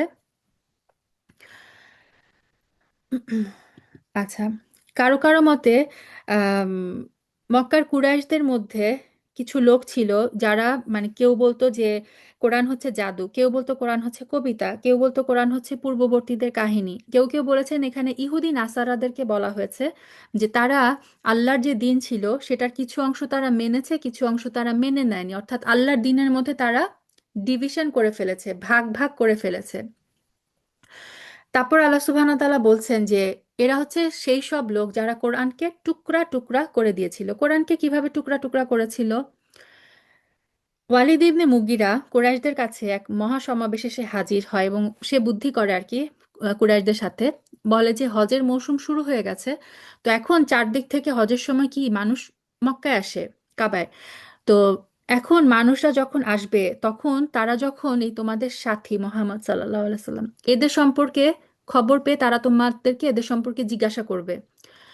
তো এই কারণে বাইরে থেকে যখন মানুষজন এসে রাসূল সাল্লাল্লাহু আলাইহি সাল্লাম সম্পর্কে জিজ্ঞাসা করবে, কুরাইশরা মানে তারা বুদ্ধি করলো যে তারা সবাই মিলে কি বলবে রাসূল সাল্লাল্লাহু আলাইহি সাল্লাম এবং এই কোরআন সম্পর্কে। তো বাকি কুরাইশরা বলল, আচ্ছা তুমিই বলো যে আমরা কি বলবো। ওয়ালিদ ইবনে মুগিরা বলল, তোমরা বলো যে সে গণক। মানে বাকিরা পরামর্শ দিল, আচ্ছা আমরা বলবো সে গণক, জ্যোতিষী। ওয়ালিদ ইবনে মুগিরা বলল, না সে তো গণক না। তখন তারা বলল যে আচ্ছা আমরা বলবো সে পাগল। ওয়ালিদ বলল, না সে পাগলও না। তখন তারা বলল আমরা বলবো সে কবি। ওয়ালিদ বলল সে কবিও না। তখন তারা বলল আমরা বলবো সে জাদুকর। ওয়ালিদ বলল সে তো জাদুকরও না। তো তাহলে বলল যে আমরা তাহলে কি বলবো? তখন ওয়ালিদ ইবনে মুগিরা বলল, আল্লাহর শপথ, দেখেন সে মানে কাফের, কিন্তু সে কোরআন সম্পর্কে কি সাক্ষ্য দিয়েছিল? সে বলেছিল তার কথায় আছে মাধুর্য। তোমরা যাই বলো না কেন, বুঝে যাবে যে তোমাদের কথা বাতিল। অর্থাৎ যেই এই কোরআনের কথা শুনবে, কোরআনের মাধুর্যে সবাই স্বীকার করতে বাধ্য হবে যে এটা কোনো কবির কথা না, এটা কোনো পাগলের কথা না, এটা কোনো গণকের কথা না। আর কোনো কিচ্ছু যখন তারা মানে কোনো বিশেষণে যখন এটাকে বিশেষায়িত করতে পারলো না, তখন কি বলল? আচ্ছা, তার কথা জাদুকরের কাছাকাছি। এই কথার উপরেই সবাই সেখান থেকে চলে গেল। তারা বলল যে আমরা বলবো এটা হচ্ছে ম্যাজিক। মানুষ যখন কোনো কিছুকে মানে গ্রাস্প করতে না পারে তখন বলে এটা হচ্ছে ম্যাজিক, এটা হচ্ছে জাদু। সো কোরাইশরা ডিসিশন নিল, তারা বলবে যে রাসূল সাল্লাল্লাহু আলাইহি ওয়াসাল্লাম যেটা শোনাচ্ছে এটা হচ্ছে জাদু। তো এদিকে আল্লাহ সুবহানাহু ওয়া তাআলা বলেন যে এটা বাগাভিতে এসেছে যে তারপর আল্লাহ সুবহানাহু ওয়া তাআলা এই আয়াতটা নাজিল করেন যে যারা কোরআন সম্পর্কে বিভিন্ন ভাগে বিভক্ত হয়েছে, শপথ আপনার রবের, আমরা তাদের সবাইকে প্রশ্ন করব সেই বিষয়ে যা তারা করে। হে নবী, তোমার মালিকের শপথ, আমি ওদের অবশ্যই প্রশ্ন করব সেই বিষয়ে যা কিছু আচরণ তারা কোরআনের সাথে করেছে। এই যে এই ওয়ালিদ ইবনে মুগিরার এই কথোপকথনের প্রেক্ষিতে বলা হয় যে এই আয়াতগুলো নাজিল হয়। অতএব তোমাকে যে আদেশ করা হয়েছে তুমি তা খোলাখুলি বলে দাও। যারা আল্লাহর সাথে শরিক করে তাদের তুমি উপেক্ষা করো। এই বিদ্রূপকারী ব্যক্তিদের মোকাবেলায় আমি তোমার জন্য যথেষ্ট। যারা আল্লাহর সাথে অন্যকে মাবুদ বানিয়ে নিয়েছে তারা অচিরেই তাদের পরিণাম জানতে পারবে। হে নবী, আমি ভালো করেই জানি ওরা যা কিছু বলে তাতে তোমার অন্তর সংকুচিত হয়। আল্লাহ সুবহানাহু ওয়া তাআলা দেখেন বারবার তার রাসূলকে মানে এইটুকু সান্ত্বনা দিয়েছেন যে হে আমার রাসূল, তোমার অন্তরের ভিতর কি চলছে আমি সব জানি। সুবহানাল্লাহ। অতঃপর তুমি তোমার মালিকের প্রশংসা দ্বারা তার পবিত্রতা ঘোষণা করো। তুমি নিজেও সাজদাকারীদের দলে শামিল হয়ে যাও। সো এই আয়াত থেকে আল্লাহ সুবহানাহু ওয়া তাআলা তার রাসূলকে এবং আমাদের সবাইকে শিক্ষা দিচ্ছেন যে যখন কেউ শত্রুর অন্যায় আচরণে মনে কষ্ট পায়, যখন মানুষ আশেপাশের অনেক কিছু দেখে হতোদ্যম হয়ে যায়, তখন এটার সলিউশন কি? অন্তরকে আমরা কিভাবে দৃঢ় করতে পারি? সেটা হচ্ছে আল্লাহ তাআলার তাসবিহ করা এবং ইবাদতে মশগুল হয়ে যাওয়া। এই কারণেই কিন্তু হাদিসে এসেছে রাসূল সাল্লাল্লাহু আলাইহি সাল্লাম যখনই কোনো কাজে যে কোনো সমস্যা তিনি ফেস করতেন, তখন তিনি সাথে সাথে সলাতে দাঁড়িয়ে যেতেন। সেটা যেন এই সুন্নাহটা যেন আমরাও পালন করি। আল্লাহ বললেন তুমি তোমার রবের পবিত্রতা ঘোষণা করো, তুমিও সাজদাকারীদের অন্তর্ভুক্ত হয়ে যাও। অর্থাৎ তোমার রবের জন্য বেশি বেশি সাজদা করো, এর মাধ্যমে তোমার অন্তর প্রশান্ত হয়ে যাবে। হে নবী, যতক্ষণ পর্যন্ত তোমার কাছে মৃত্যুর নিশ্চিত ঘটনাটি না আসবে ততক্ষণ পর্যন্ত তুমি তোমার মালিকের ইবাদত করতে থাকো। এই আয়াতটা অত্যন্ত ইম্পর্ট্যান্ট একটা আয়াত, যেখানে আল্লাহ বললেন সবাইকে ওয়া আবুদ রব্বাকা, তোমার রবের ইবাদত করো। কতক্ষণ? হাত্তা ইয়াতিয়াকাল ইয়াকিন। এখানে ইয়াকিন বলতে বোঝানো হচ্ছে মৃত্যু। অর্থাৎ আমৃত্যু আমাদেরকে আল্লাহ সুবহানাহু ওয়া তাআলার ইবাদত করে যেতে হবে। মুলহিদ একটা দল আছে, তারা বলে যে মারেফত যখন চলে আসে তাদের আর ইবাদত করার নাকি দরকার নাই। সুবহানাল্লাহ, তারা কোরআনের এই আয়াতটাকে অস্বীকার করে। সো আমাদের মানে দায়িত্ব হচ্ছে মৃত্যু আসা আগ পর্যন্ত আল্লাহ সুবহানাহু ওয়া তাআলার ইবাদতে নিজেদেরকে নিয়োজিত রাখা। তাওফানি মুসলিমা হিকনি বিসসালিহিন। আল্লাহ সুবহানাহু ওয়া তাআলা যেন আমাদেরকে মুসলিম অবস্থায় মৃত্যু দান করেন। আলহামদুলিল্লাহ, সূরা হিজর শেষ হচ্ছে, এখন শুরু হবে সূরা আন নাহল। নাহল মানে হচ্ছে বি, নাহল মানে হচ্ছে মৌমাছি। সুবহানাল্লাহ, আল্লাহ সুবহানাহু ওয়া তাআলা মৌমাছির নামে সূরা নাজিল করেছেন। এটা 128 আয়াত বিশিষ্ট সূরা, মক্কায় অবতীর্ণ। এই সূরাটার 68 69 নাম্বার আয়াতে আল্লাহ বলেছেন যে মৌমাছির মতো ছোট্ট একটা প্রাণী আল্লাহর হুকুমের অনুগত হয়ে চলে, এবং সেখান থেকে এই সূরাটার নামকরণ করা হয়েছে সূরা নাহল। এবং এই সূরায় আমরা দেখব আল্লাহ সুবহানাহু ওয়া তাআলা আমাদের জন্য যা যা নেয়ামত দিয়েছেন, অত্যন্ত চমৎকারভাবে তিনি তার নেয়ামতের কিছু বর্ণনা এই সূরায় আমাদেরকে দিয়েছেন। বিসমিল্লাহির রহমানির রহিম। আল্লাহ তাআলার আযাবের আদেশ এসে গেছে। অতএব হে কাফিররা, এর জন্য তোমরা তাড়াহুড়া করো না, তিনি মহিমান্বিত। এরা তার সাথে যেভাবে শরিক করে তিনি তার থেকে অনেক ঊর্ধ্বে। সো সূরা নাহলে আল্লাহ সুবহানাহু ওয়া তাআলা কোনো রকমের ভূমিকা ছাড়াই শুরু করলেন কি কঠোর শাস্তির সতর্কবাণী দিয়ে। তো এর কারণ হিসেবে বলা হয় যে মুশরিকরা বলতো যে রাসূল সাল্লাল্লাহু আলাইহি সাল্লাম আমাদেরকে কিয়ামত এবং আযাবের ভয় দেখায় এবং বলে যে আল্লাহ তাআলা তাকে জয়ী করবে এবং বিরোধীদেরকে শাস্তি দিবে। কই, আমাদের কাছে তো এ ধরনের কোনো শাস্তি আসছে না। আমাদের তো এগুলাতে মানে এগুলোতে বিশ্বাস হচ্ছে না যে আসলে সত্যি আমাদের উপর শাস্তি আসবে। তো এর উত্তরে আল্লাহ সুবহানাহু ওয়া তাআলা বললেন, তোমাদের জন্য আযাবের আদেশ অলরেডি এসে গেছে, তোমরা তাড়াহুড়া করো না। তিনি ওহী দিয়ে তার আদেশ বলে তার যেই বান্দার উপর চান ফেরেশতাদেরকে পাঠান। তোমরা যেন মানুষদের এই মর্মে সতর্ক করতে পারো, আমি ছাড়া দ্বিতীয় কোনো মাবুদ নেই। অতএব তোমরা আমাকে ভয় ভয় করো। অর্থাৎ আল্লাহ সুবহানাহু ওয়া তাআলা যাকে চান তিনি তাকে রাসূল হিসেবে মনোনীত মনোনীত করেন এবং তার ফেরেশতাদের মাধ্যমে তার কাছে ওহী পাঠান। তিনি আসমান এবং জমিনকে যথাবিধি তৈরি করেছেন। তারা যাদের তার সাথে শরিক করে তিনি তার চাইতে অনেক ঊর্ধ্বে। আল্লাহ সুবহানাহু ওয়া তাআলা হচ্ছেন সবকিছুর ঊর্ধ্বে। আল্লাহর সাথে যাকে শরিক করা হয় কোনোভাবেই তার আল্লাহ সুবহানাহু ওয়া তাআলার সমকক্ষ হতে পারে না, কোনোভাবেই না। তিনি ক্ষুদ্র শুক্রকণা থেকে মানুষ তৈরি করেছেন। আশ্চর্যের ব্যাপার, সেই মানুষটি এখন সৃষ্টির পর তার স্রষ্টার সাথেই প্রকাশ্য বিতর্ককারী বনে গেল। সুবহান আল্লাহ, সুবহান আল্লাহ। আল্লাহ আযাওয়াজাল মানুষকে সৃষ্টি করেছেন একটা মানে শুক্রবিন্দুর থেকে, যেটা এত তুচ্ছ, যেটা এত নগণ্য, যেটা মানুষের কাছে মানে এত অপছন্দনীয় যে সেটা কাপড়ের মধ্যে লাগলেও মানুষ সেটাকে ধুয়ে ফেলে। তা আল্লাহ সুবহানাহু ওয়া তাআলা এখানে বলছেন যে মানুষ, তুমি একটু তোমার সৃষ্টির দিকে তাকাও।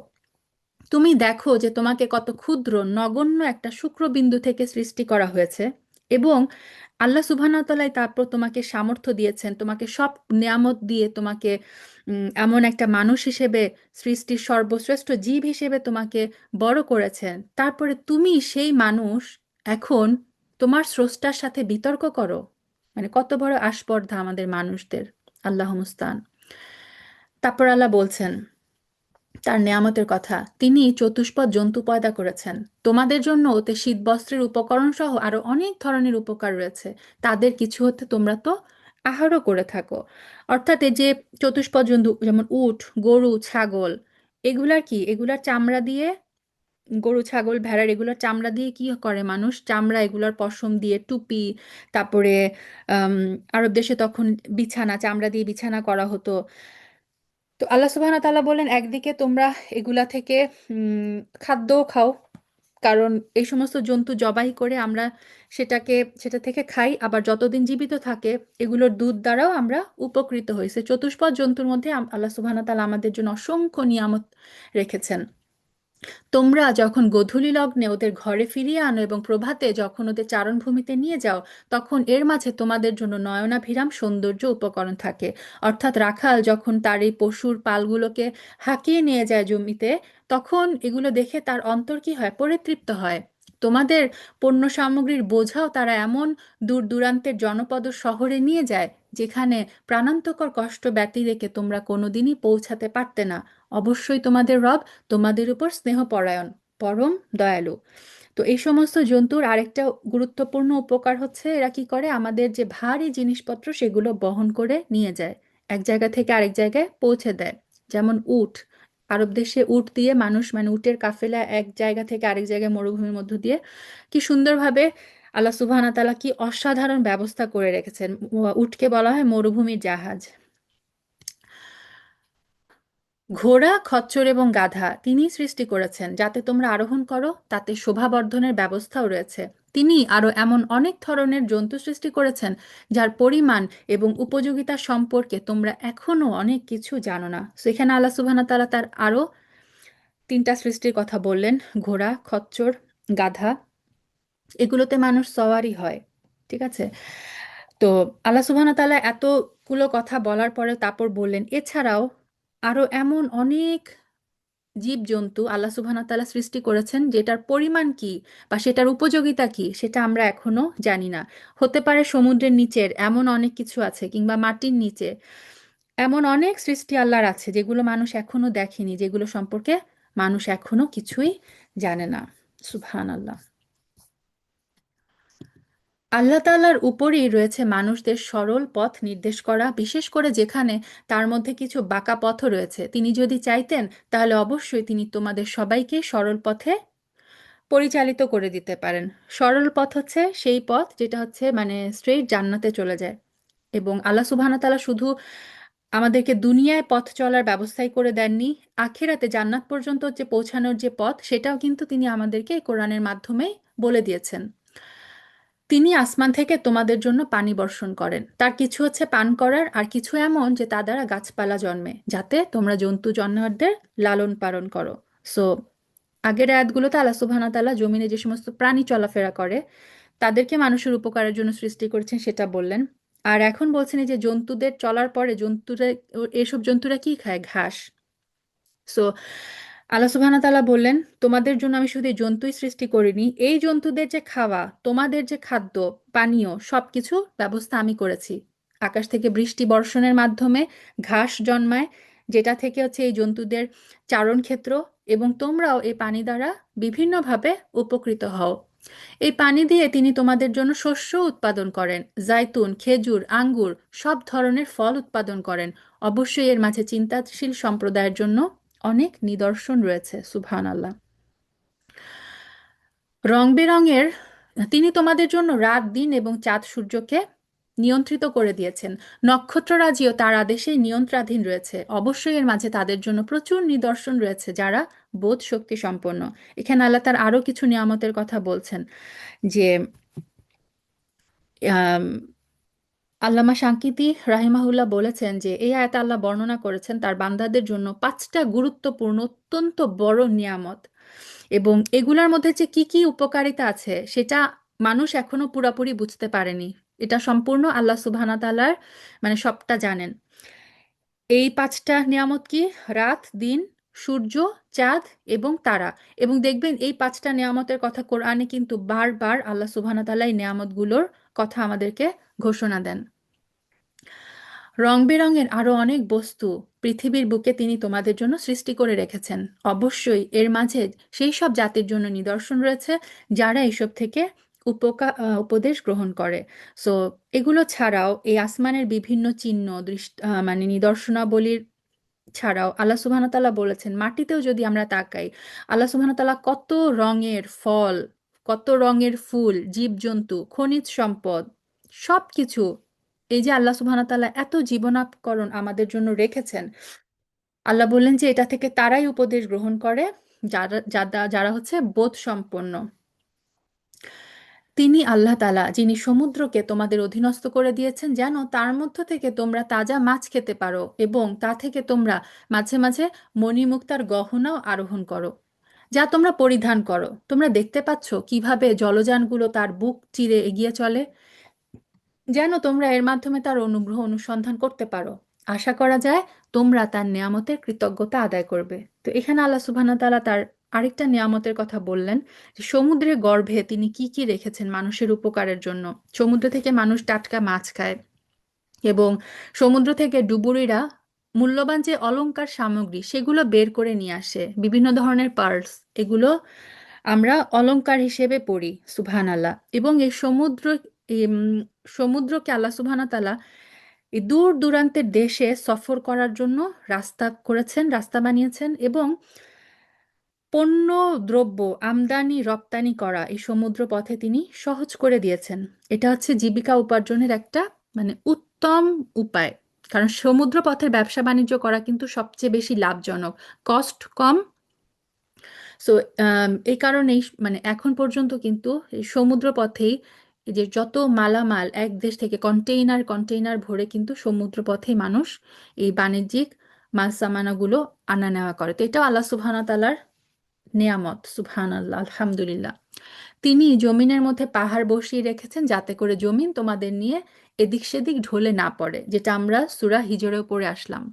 তিনি নদী এবং পথঘাট বানিয়ে দিয়েছেন যাতে করে তোমরা নিজেদের গন্তব্যস্থলে পৌঁছাতে পারো। অর্থাৎ এই জমিনের বুকে আল্লাহ সুবহানাহু ওয়া তাআলা যেমন আমাদেরকে পথঘাট বানিয়ে দিয়েছেন, ঠিক তেমনি সমুদ্রপথে আল্লাহ সুবহানাহু ওয়া তাআলা আমাদের জন্য মানে রাস্তা বানিয়ে দিয়েছেন যেন আমরা নিজেদের গন্তব্যস্থলে পৌঁছাতে পারি। এবং পাহাড়ের মাধ্যমে, পাহাড় স্থাপনের মাধ্যমে আল্লাহ সুবহানাহু ওয়া তাআলা জমিনকে, এই পৃথিবী যাতে ব্যালেন্স থাকে, নড়াচড়া না করে সেই ব্যবস্থাও করে দিয়েছেন।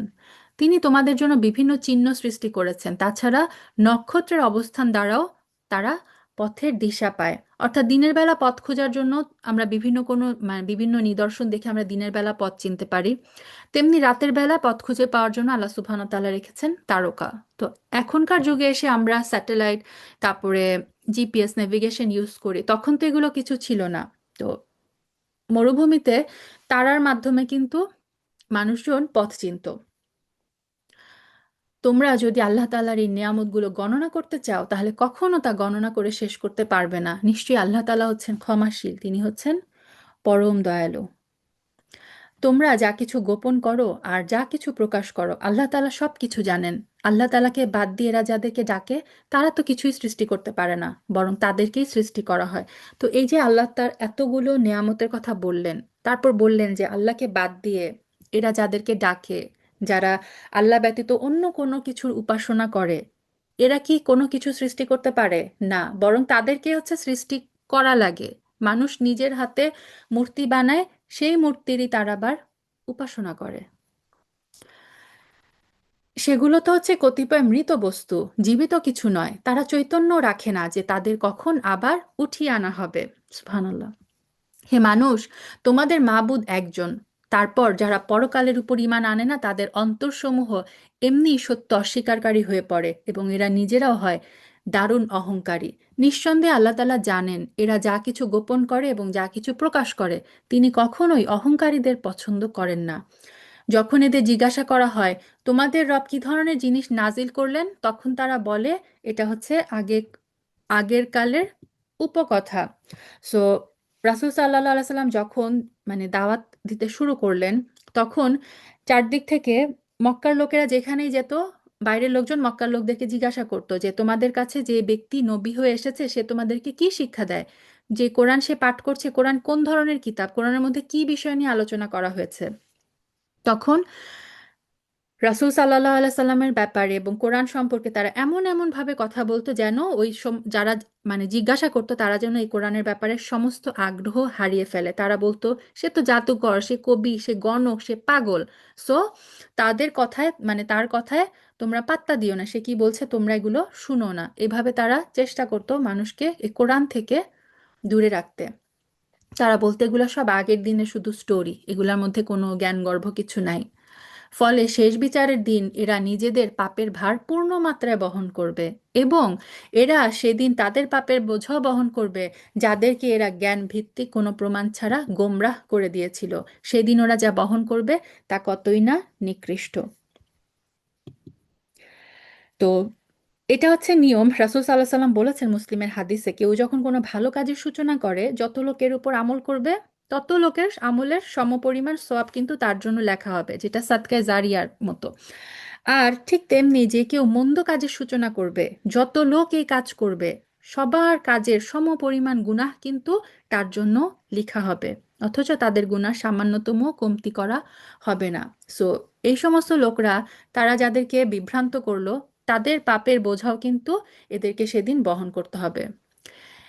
এর আগেও অনেক মানুষ দ্বীনের বিরুদ্ধে চক্রান্ত করেছিল, কিন্তু আল্লাহ তাআলা তাদের পরিকল্পনার সমগ্র ইমারত ভিত্তিমূল থেকে নির্মূল করে দিয়েছিলেন। তারপর তাদের এই চক্রান্তরূপী ইমারতের ছাদ তাদের উপরই ধসে পড়ল। তাদের উপর এমন বহু দিক থেকে আযাব এসে আপতিত হলো যা তারা কল্পনাও করতে পারেনি। তো এখানে কোনো কোনো স্কলার বলেছেন যে এটা দ্বারা এই আয়াতটা দিয়ে নমরুদকে ইন্ডিকেট করা হচ্ছে। নমরুদ নিজেকে ইলাহ বলে দাবি করেছিল এবং নমরুদ বলেছিল যে আমি আকাশে উঠবো, আকাশে ওঠার জন্য একটা সিঁড়ি সিঁড়ি বানাও।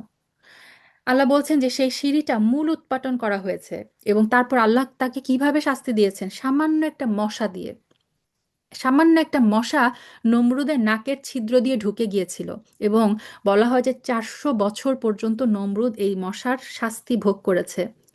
এবং ফানি ব্যাপার হচ্ছে মানে তার অবস্থা এরকম ছিল যে সে ওই ব্যক্তিকে মানে খুব পছন্দ করতো তখন যে দুই হাতে হাতুড়ি দিয়ে তার মাথায় পেটাতো, মানে ওই হাতুড়ি দিয়ে তার মাথায় যতক্ষণ পেটাতে থাকতো ততক্ষণ তার একটু শান্তি লাগতো। সে ওই ব্যক্তিকে বলতো তুমি অনেক ভালো, এইরকম। তো বলা হয় যে নমরুদ 400 বছর মানুষকে পদানত করে রেখেছিল, মানুষের উপর অত্যাচার করেছে। সেই কারণে আল্লাহ সুবহানাহু তাআলা তাকে 400 বছর সেই হাতুড়ির পেটা খাইয়েছেন। তারপর আল্লাহ তাআলা তাকে মৃত্যু দেন। আল্লাহু আকবার। আচ্ছা, তারপর কেয়ামতের দিন আল্লাহ তাআলা ওদেরকে আরো বেশি বেশি লাঞ্ছিত করবেন। তিনি তাদেরকে জিজ্ঞাসা করবেন, কোথায় আমার সেই সব শরীকরা যাদের ব্যাপারে তোমরা মানুষদের সাথে বাকবিতণ্ডা করতে, যাদের সঠিক জ্ঞান দেওয়া হয়েছিল? তারা বলবে, অবশ্যই যাবতীয় অপমান, লাঞ্ছনা, অকল্যাণ আজকে কাফিরদের উপরই আপতিত হবে। অর্থাৎ কেয়ামতের দিন আল্লাহ সুবহানাহু ওয়া তাআলা তাদের সমস্ত গোপন ষড়যন্ত্রের সব ফাঁস করে দিবেন এবং তাদেরকে সেদিন লজ্জিত করা হবে সবার সামনে। এরা হচ্ছে তারা, ফেরেশতারা এমন অবস্থায় তাদের মৃত্যু ঘটায় যখন তারা নিজেদের উপর জুলুম করতে থাকে। এবং তারপর তারা আত্মসমর্পণ করে বলে, আমরা তো কোনো মন্দ কাজ করতাম না। ফেরেশতারা বলবে, হ্যাঁ, তোমরা যা কিছু করতে আল্লাহ তাআলা সে সম্পর্কে সম্যক অবহিত আছেন।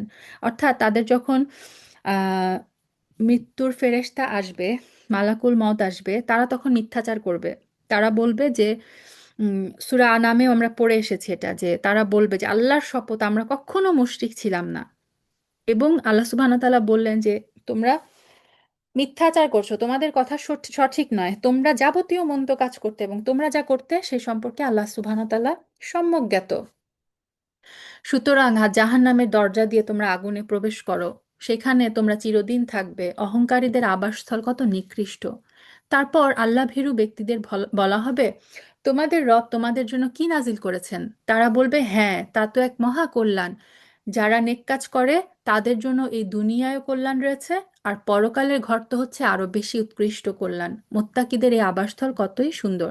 সো একটু আগে আল্লাহ সুবহানাহু ওয়া তাআলা দেখিয়েছিলেন যে কাফেরদেরকে যখন জিজ্ঞাসা করা হয় আল্লাহ তোমাদের জন্য কি নাজিল করেছেন, তারা ওই গণক পাগল এগুলার কথা বলবে। আর ইমানদারদেরকে যখন জিজ্ঞাসা করা হয়, ইমানদারদের জন্য কোরআনটা হচ্ছে এক বিশাল নিয়ামত। ইমানদাররা বলবে আমাদের জন্য এক মহা কল্যাণ আল্লাহ আজ্জা ওয়াজাল নাজিল করেছেন। এবং আল্লাহ বললেন তাদের পুরস্কার হচ্ছে এই দুনিয়ায়ও তাদের জন্য কল্যাণ থাকবে, আর তাদের জন্য সবচেয়ে বড় কল্যাণ থাকবে আখিরাতের কল্যাণ, যেটা হচ্ছে জান্নাত। চিরস্থায়ী এক জান্নাত যাতে তারা প্রবেশ করবে, যার পাদদেশে ঝর্ণাধারা প্রবাহিত হবে। সেখানে তারা যা কিছুই কামনা করবে তাই তাদের জন্য মজুদ থাকবে। সো জান্নাতে মানুষ যা চাইবে সেটাই কিন্তু সে পাবে। এভাবে আল্লাহ তাআলা মুত্তাকিদের প্রতিফল দান করেন। এরা হচ্ছে তারা ফেরেশতারা যাদের পবিত্র অবস্থায় মৃত্যু ঘটাবে। তারা তাদেরকে বলবে, তোমাদের উপর শান্তি বর্ষিত হোক, দুনিয়ায় তোমরা যে আমল করতে তারই কারণে আজ তোমরা জান্নাতে প্রবেশ করো। সো সৎ কাজ করাটা জান্নাতে যাওয়ার একটা কারণ অবশ্যই, তবে শুধুমাত্র সৎ কাজের কারণে মানুষ জান্নাতে প্রবেশ করবে না যতক্ষণ না আল্লাহর রহমত না থাকে। এটা বুখারীর হাদিসে এসেছে, রাসূল সাল্লাল্লাহু আলাইহি সাল্লাম বলেছেন যে তোমাদের মধ্যে কেউই তার কাজের বিনিময়ে নাজাত পাবে না। তখন সবাই বলল, ইয়া রাসূলুল্লাহ, আপনিও না? তখন তিনি বললেন, না, আমিও না, তবে আল্লাহ যদি তার রহমত দিয়ে আমাকে ঢেকে রাখে। অর্থাৎ আল্লাহর রহমত ছাড়া রাসূল সাল্লাল্লাহু আলাইহি সাল্লামও জান্নাতে প্রবেশ করবেন না। আল্লাহুম্মা ইন্না নাসআলুকাল জান্নাহ। আচ্ছা, ওরা কি শুধু এই জন্যই অপেক্ষা করছে যে তাদের কাছে ফেরেশতা নাজিল হবে কিংবা তোমার মালিকের পক্ষ থেকে কোনো আজাবের হুকুম আসবে? এদের আগে যারা এসেছিল তারা ঠিক এমনটাই করেছে। এদের উপর আজাব পাঠিয়ে আল্লাহ তাআলা কোনো জুলুম করেননি, বরং তারা নিজেরাই নিজেদের উপরে জুলুম করছেন। তো এক্ষেত্রে আল্লাহ সুবহানাহু ওয়া তাআলা তাদেরকে বলছেন যে এত কিছু দেখার পরেও কোনো বিবেক বুদ্ধি সম্পন্ন মানুষ শিরকের উপরে অবিচল থাকতে পারে না। আল্লাহ বললেন যে এরা তাহলে আসলে কিসের অপেক্ষা করছে? এরা যখন মৃত্যুর ফেরেশতা দেখবে তখন কি তারা ঈমান আনবে? সুবহানাল্লাহ। অতঃপর তাদের উপর তাদের মন্দ কাজের শাস্তি আপতিত হলো। এক সময় তাই তাদের পরিবেষ্টন করে নিল, যা নিয়ে তারা ঠাট্টা বিদ্রূপ করে বেড়াতো। অর্থাৎ এই যে কেয়ামত, আজাব আজাব সবকিছু নিয়ে তারা ঠাট্টা করত। আল্লাহ বলেন যে তাদের এই পরিণতি হিসেবে তারা যা নিয়ে মশকরা করত সেগুলোই, সেই আজাবগুলোই তাদেরকে সেদিন পাকড়াও করে ফেলবে। মুশরিকরা বলে, যদি আল্লাহ তাআলা চাইতেন তাহলে আমরা তাকে বাদ দিয়ে অন্য কিছুর ইবাদত করতাম না। না আমরা, না আমাদের বাপ দাদারা অন্য কারো ইবাদত করত। আমরা তার অনুমতি ছাড়া কোনো জিনিস হারামও করতাম না। আসলে একই ধরনের কাজ তাদের পূর্ববর্তী লোকেরাও করেছে। রাসূলদের উপর আল্লাহর সুস্পষ্ট বাণী দেওয়া ছাড়া আর কোনো দায়িত্ব কি আছে? এখানে আল্লাহ সুবহানাহু ওয়া তাআলা কাফির মুশরিকদের একটা বড় সন্দেহের কথা উল্লেখ করেছেন এবং সেটাকে তিনি খণ্ডন করেছেন। যে কাফেরদের একটা সন্দেহের ছিল যে যদি আল্লাহ আমাদের কর্মকাণ্ড অপছন্দ করতেন তাহলে তো তিনি আমাদের জন্য শাস্তির বিধান করতেন এবং আমাদেরকে সেটা করতে দিতেন না। অর্থাৎ শাস্তি দিয়ে তো তিনি আমাদেরকে আটকে দিতেন। আল্লাহ যদি চাইতেন তাহলে আমরা এই অপরাধটা করতাম না। তো যেহেতু আল্লাহ আমাদেরকে শাস্তি দিচ্ছেন না এবং আমাদেরকে শিরক করতে দিচ্ছেন, তা থেকে বোঝা যাচ্ছে যে আমাদের কর্মকাণ্ডে আল্লাহ তাআলা সন্তুষ্ট রয়েছেন। তা আল্লাহ সুবহানাহু ওয়া তাআলা এই আয়াতে তাদের এই যুক্তির খণ্ডন করে দিলেন। আমি অবশ্যই প্রত্যেক জাতির কাছে রাসূল পাঠিয়েছি, যাতে করে সে রাসূল বলতে পারে যে তোমরা এক আল্লাহর ইবাদত করো, তার বিরোধী শক্তিকে বর্জন করো। সেই জাতির মধ্য থেকে অতঃপর আল্লাহ তাআলা কিছু লোককে হেদায়েত দান করেন। আর কিছু লোকের উপর গোমরাহি চেপে বসে যায়। অতএব তোমরা আল্লাহর জমিনে পরিভ্রমণ করো, দেখো যারা আল্লাহর রাসূলকে মিথ্যা প্রতিপন্ন করেছে তাদের কি ভয়াবহ পরিণাম হয়েছিল। কোরআনে বারবারই আমরা কিন্তু এই পূর্ববর্তী জাতিদের, আযাবপ্রাপ্ত জাতিদের ঘটনাগুলো দেখি, ঘটনাগুলো পড়ি। এটা থেকে আমরা যেন শিক্ষা গ্রহণ করি। হে নবী, তুমি এদের হেদায়েতের উপর যতই তোমার আগ্রহ দেখাও না কেন, এরা কখনো হেদায়েত পাবে না। কেননা আল্লাহ তাআলা যাকে বিদ্রোহের জন্য গোমরাহ করে দিয়েছেন তাকে তিনি সৎপথে পরিচালিত করবেন না, আর এমন লোকদের জন্য কোনো সাহায্যকারীও নেই। বুখারীর একটা হাদিসে এসেছে, রাসূল সাল্লাল্লাহু আলাইহি সাল্লাম বলেছেন যে আমি এবং মানুষের দৃষ্টান্ত, মানে রাসূল সাল্লাল্লাহু আলাইহি সাল্লাম এবং এই উম্মতের দৃষ্টান্ত কি, সেই ব্যক্তির ন্যায় যে একটা আগুন জ্বালালো, আগুন যখন তার চারপাশে আলোকিত করলো, পতঙ্গ এবং যেই সমস্ত প্রাণী আগুনে ঝাঁপ দেয় সেগুলো ঝাঁপ দিতে লাগলো, আর সেই ব্যক্তি সেগুলোকে আগুন থেকে ফিরাবার চেষ্টা করলো, তা সত্ত্বেও সেগুলো আগুনে পুড়ে মরে। তদ্রূপ আমিও তোমাদের কোমরের কাপড় ধরে আগুন থেকে বাঁচাবার চেষ্টা করি, কিন্তু তোমরা তাতে পতিত হও। সুবহানাল্লাহ। আমাদের নবী আমাদেরকে সে আমরা যেন আগুনে ঝাঁপ না দিই, সে কারণে তিনি বলছেন তিনি আমাদেরকে কোমর ধরে আমাদেরকে তিনি আগুন থেকে বাঁচানোর চেষ্টা করছেন। সো আমরা যদি আমাদের নবীর সুন্নত ফলো করি, এই কোরআন আমাদেরকে যা দিয়েছে সেটা যদি আঁকড়ে ধরি, একমাত্র তাহলেই কিন্তু আমরা সেই আগুন থেকে বাঁচতে পারবো। আদারওয়াইজ আমরা ওই পতঙ্গ যেমন বুঝে না বুঝে সে আগুনের দিকে ঝাঁপ দেয় এবং এতে মরে যায়, আমাদের কিন্তু ঠিক সেম অবস্থা হবে। আল্লাহ যেন আমাদের আযাব থেকে রক্ষা করেন। এরা আল্লাহর নামে কঠিন শপথ করে বলে যে এই ব্যক্তির মৃত্যু হয়ে যায় আল্লাহ তাকে দ্বিতীয়বার কখনো উঠিয়ে আনবে না। হে নবী, তুমি বলো, হ্যাঁ অবশ্যই এটা তার সত্য ওয়াদা, কিন্তু অধিকাংশ মানুষই তা জানে না।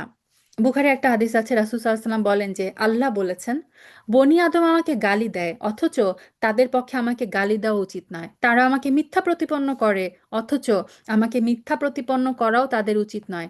আর তাদের গালি কি? তাদের গালি হচ্ছে আমার ব্যাপারে, তারা বলে যে আমার সন্তান আছে। আর মিথ্যা প্রতিপন্ন করা কি? মিথ্যা প্রতিপন্ন করা হচ্ছে এটা বলা যে তিনি যেভাবে আমাকে প্রথমবার সৃষ্টি করেছেন সেভাবে পুনরায় সৃষ্টি করবেন না। সো আল্লাহ সুবহানাহু ওয়া তাআলা বললেন যে এটা হচ্ছে তার বিরুদ্ধে মিথ্যা আরোপ করা, যে আমরা কেউ মানে কাফেররা যখন বলে যে আল্লাহ সুবহানাহু ওয়া তাআলা মানুষকে পুনরুজ্জীবন দিতে সক্ষম না, এটা হচ্ছে তার বিরুদ্ধে মিথ্যা অপবাদ দেওয়া। এটা এই জন্য যে যে বিষয়ে এরা মতবিরোধ করত, কেয়ামতের দিন তাদের তিনি যেন তা স্পষ্ট করে দিতে পারেন, যারা আজকে অস্বীকার করে তারাও যেন এই কথাটা জেনে নিতে পারে যে তারা ছিল মিথ্যাবাদী। আল্লাহ সুবহানাহু ওয়া তাআলা এখানে বলেছেন যে কেয়ামতের দিনের, কেন কেয়ামতের দিন থাকবে, কেন শেষ বিচারের দিনে মানুষকে আবার পুনরুত্থান করা হবে, হিসাব নিকাশ নেওয়া হবে। কাফেরদের এই দাবিটা মিথ্যা, তারা যে মিথ্যাবাদী ছিল এটা প্রমাণ করাটাও হচ্ছে কিয়ামতের দিবসের একটা উদ্দেশ্য, যে এই দুনিয়ায় যারা এই দিনটাকে অস্বীকার করত সেই দিন তারা যে যেন বুঝতে পারে তারা ছিল মিথ্যাবাদী। কিয়ামতের দিনে আল্লাহ সুবহানাহু ওয়া তাআলা এটা যেন প্রমাণ করতে পারেন। আমি যখনই কোনো কিছু ঘটাতে চাই তখন সেই বিষয়ে আমার বলা কেবল এতটুকুই হয় যে হও, তারপর সেটা সংগঠিত হয়ে যায়। আল্লাহ তাআলা শুধু বলেন কুন ফায়াকুন, সেটা সাথে সাথে হয়ে যায়। সো এই আল্লাহ সুবহানাহু ওয়া তাআলার জন্যই দ্বিতীয়বার পুনরুজ্জীবন করা এটা কোনো ব্যাপারই না। যারা আল্লাহর পথে হিজরত করেছে ঈমান আনার কারণে, তাদের উপর জুলুম হওয়ার পর, অর্থাৎ এই যে মুহাজির, যে সাহাবীরা হিজরত করতে বাধ্য হয়েছিলেন, আল্লাহ বললেন আমি অবশ্যই তাদের এই পৃথিবীতে উত্তম আশ্রয় দিব, আর আখিরাতের পুরস্কার তা তো এর থেকে অনেক বড়। কত ভালো হতো তারা যদি এটা জানতো। আখিরাতের পুরস্কার তাদের জন্য যারা বিপদে ধৈর্য ধারণ করে এবং যারা তাদের মালিকের উপরে ভরসা করে। হে নবী, আমি তোমার আগেও এই মানুষদের মধ্য থেকে কিছু ব্যক্তিকে রাসূল বানিয়ে প্রেরণ করেছি, যাদের উপর আমি ওহী পাঠিয়েছি। যদি তোমরা না জানো তাহলে কিতাবধারীদের সে কথা জিজ্ঞাসা করো। অর্থাৎ এই যে আগেরকার যে কিতাব ছিল সেই কিতাবগুলোতে অনেক রাসূলদের বর্ণনা আছে। আল্লাহ বলছেন তোমরা তাদেরকেও জিজ্ঞাসা করো। এইসব নবীকে আমি সুস্পষ্ট দলিল প্রমাণ এবং কিতাব সহ পাঠিয়েছি। একইভাবে আজ তোমার কাছেও কিতাব নাজিল করেছি, যাতে করে যা কিছু মানুষদের জন্য তাদের কাছে পাঠানো হয়েছে তুমি তা সুস্পষ্টভাবে তা বোঝাতে পারো। আশা করা যায় তারা চিন্তা ভাবনা করবে। সুবহানাল্লাহ। সো আল্লাহ আজ্জা ওয়া জাল নবীদেরকে পাঠান, কিতাব সহ পাঠান, যেন নবীরা আমাদের কাছে সুস্পষ্টভাবে আল্লাহ সুবহানাহু ওয়া তাআলার সমস্ত বিধানগুলো বোঝাতে পারেন, এবং যাতে আমরা এগুলো নিয়ে চিন্তা গবেষণা করতে পারি। যারা আল্লাহ এবং তার রাসূলের বিরুদ্ধে চক্রান্ত করে, তারা কি এই বিষয়ে নিরাপদ হয়ে গেছে যে আল্লাহ তাআলা তাদের ভূগর্ভে ধসিয়ে দিবেন না, কিংবা এমন কোনো দিক থেকে আযাব এসে আপতিত হবে না যা তারা কখনো চিন্তাও করতে পারে না?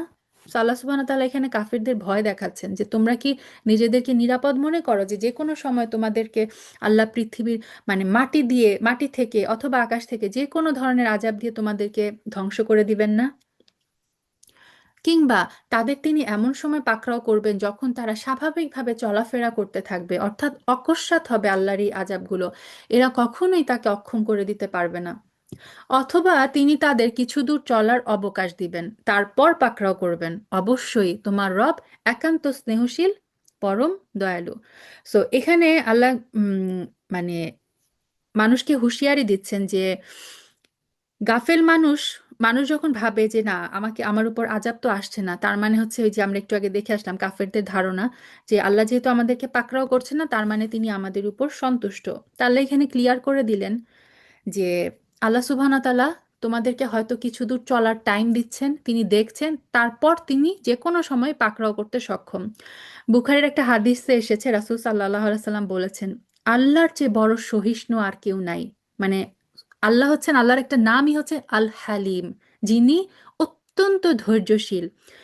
আল্লাহর চেয়ে বড় সহিষ্ণু আর কেউ নেই, যে খারাপ কথা শোনার পরেও ধৈর্য ধারণ করে, তার জন্য সন্তান সাব্যস্ত করার পরেও তিনি তাদেরকে রিজিক দেন এবং তাদের নিরাপত্তা বিধান করেন।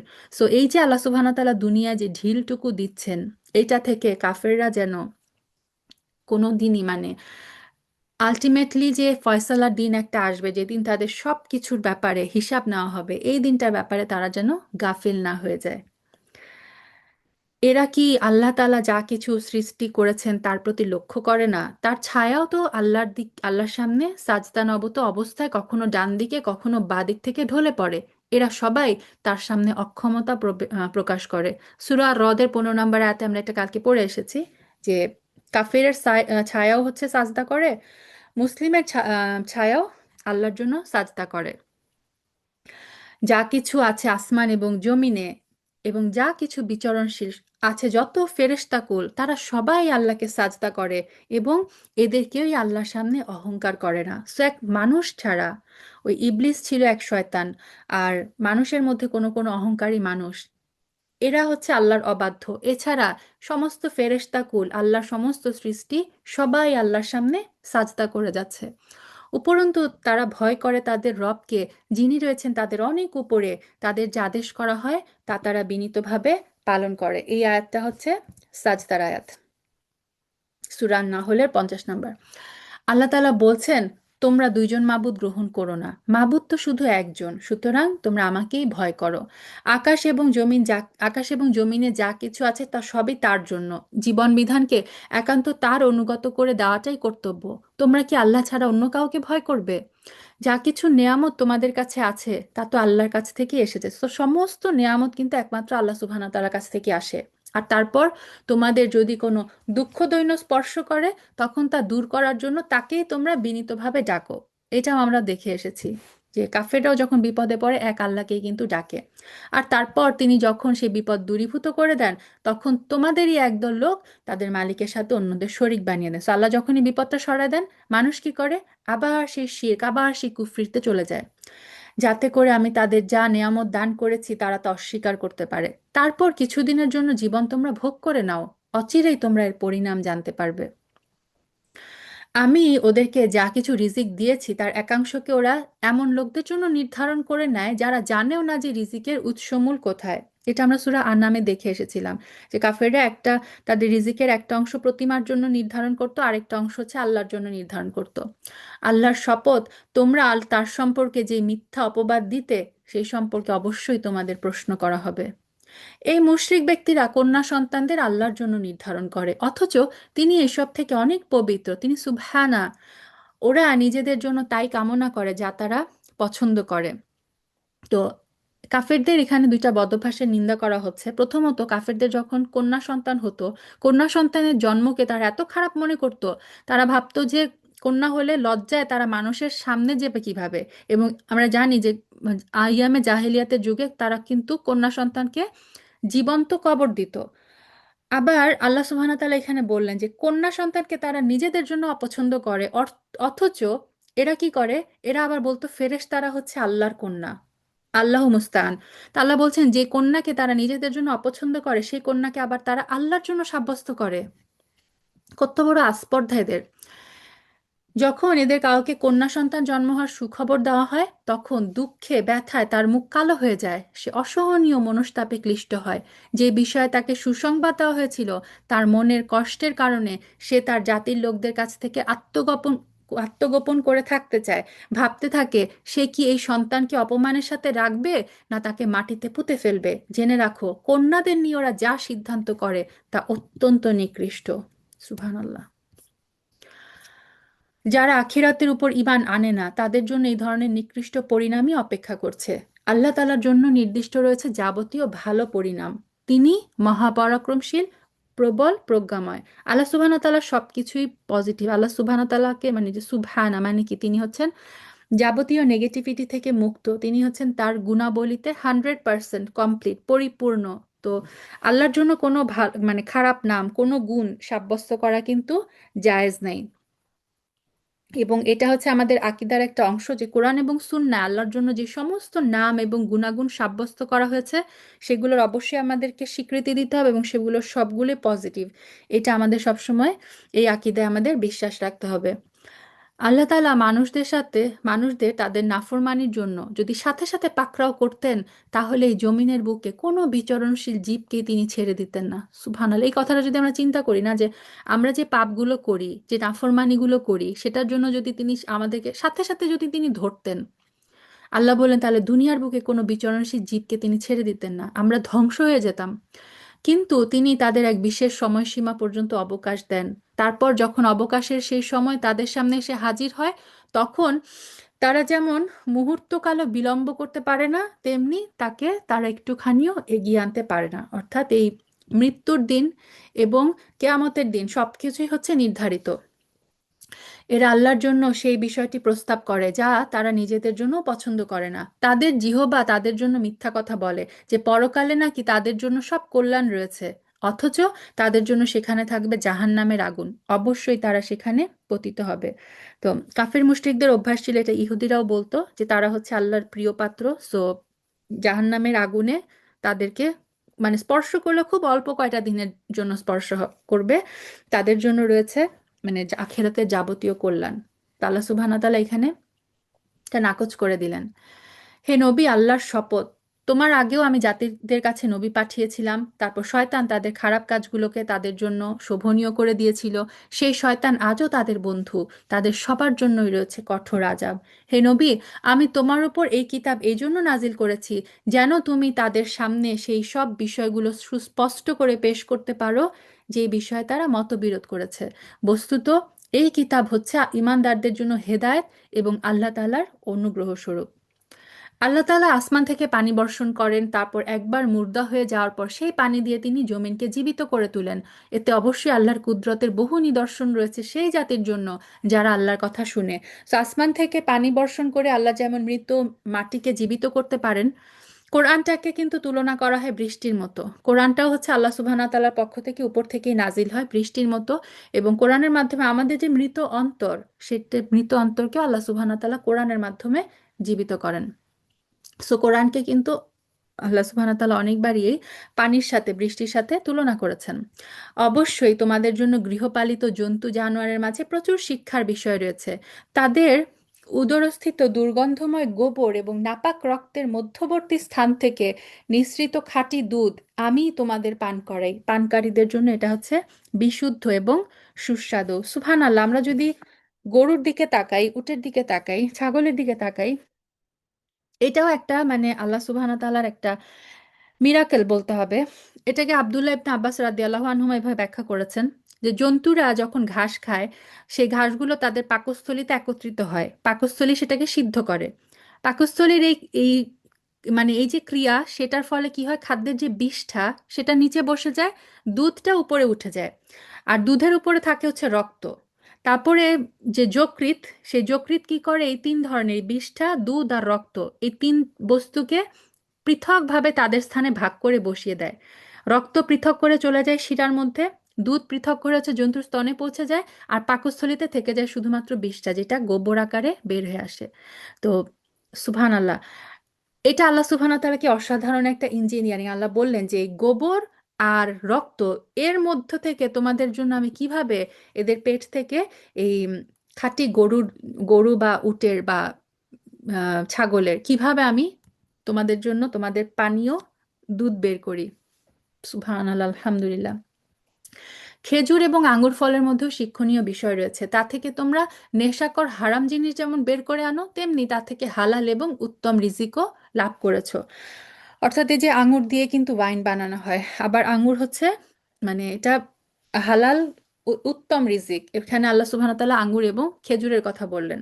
নিঃসন্দেহে এতে জ্ঞানবান জাতির জন্য আল্লাহর অনেক নিদর্শন রয়েছে। এখন যে 68 নম্বর আয়াতে আল্লাহ সুবহানাহু ওয়া তাআলা নাহল, মৌমাছির কথা বললেন। তোমার রব মৌমাছিকে এই নির্দেশ দিয়েছেন, পাহাড়ের গায়ে, গাছের ডালে, অন্য কিছুর উপর তোমরা যা কিছু বানাও এবং তার উপর নিজেদের থাকার ঘর নির্মাণ করো। তো আল্লাহ বললেন যে মৌমাছিকে তিনি শিখিয়েছেন, তিনি ইশারা করেছেন মৌমাছিকে, তিনি এই যে আওহা, ওয়াহি, আমাদের রাসূল সাল্লাল্লাহু আলাইহি সাল্লামের কাছে কি ওয়াহি পাঠানো হয়েছে। আল্লাহ বললেন যে মৌমাছিকেও আল্লাহ ওহী করেছেন, মৌমাছিকে এটা আল্লাহ শিখিয়েছেন যে কোথায় কিভাবে তাদের বাসস্থান বানাতে হবে। তারপরে আল্লাহ মৌমাছিকে শিখিয়েছেন তুমি প্রত্যেক ফল থেকে রস আহরণ করে তা খেতে থাকো, আর তারপর তোমার মালিকের নির্ধারিত পথ ধরে পূর্ণ আনুগত্যের সাথে সেই দিকে এগিয়ে চলো। এইভাবে তার পেট থেকে রং বেরঙের পানীয় দ্রব্য বের হয়, যার মধ্যে মানুষের নিরাময়ের ব্যবস্থা রয়েছে। মধু হচ্ছে কি শিফা। অবশ্যই এতে নির্দেশ রয়েছে সেই সম্প্রদায়ের জন্য যারা আল্লাহর সৃষ্টি বৈচিত্র্য নিয়ে চিন্তা করতে পারে। সুবহান আল্লাহ, আল্লাহ আজ্জা ওয়াজাল বললেন মৌমাছিকে তিনি রাস্তা শিখিয়েছেন যে কিভাবে তুমি এই ফুল থেকে ওই ফুল থেকে বিভিন্ন ফল থেকে ফুল থেকে রস আহরণ করবে। তারপরে তোমার মালিক যে পথ শিখিয়েছেন সেই পথে তার আনুগত্য করে কি করো, ওই মৌমাছির চাকে যে সেই মধুগুলো জমা করতে থাকো।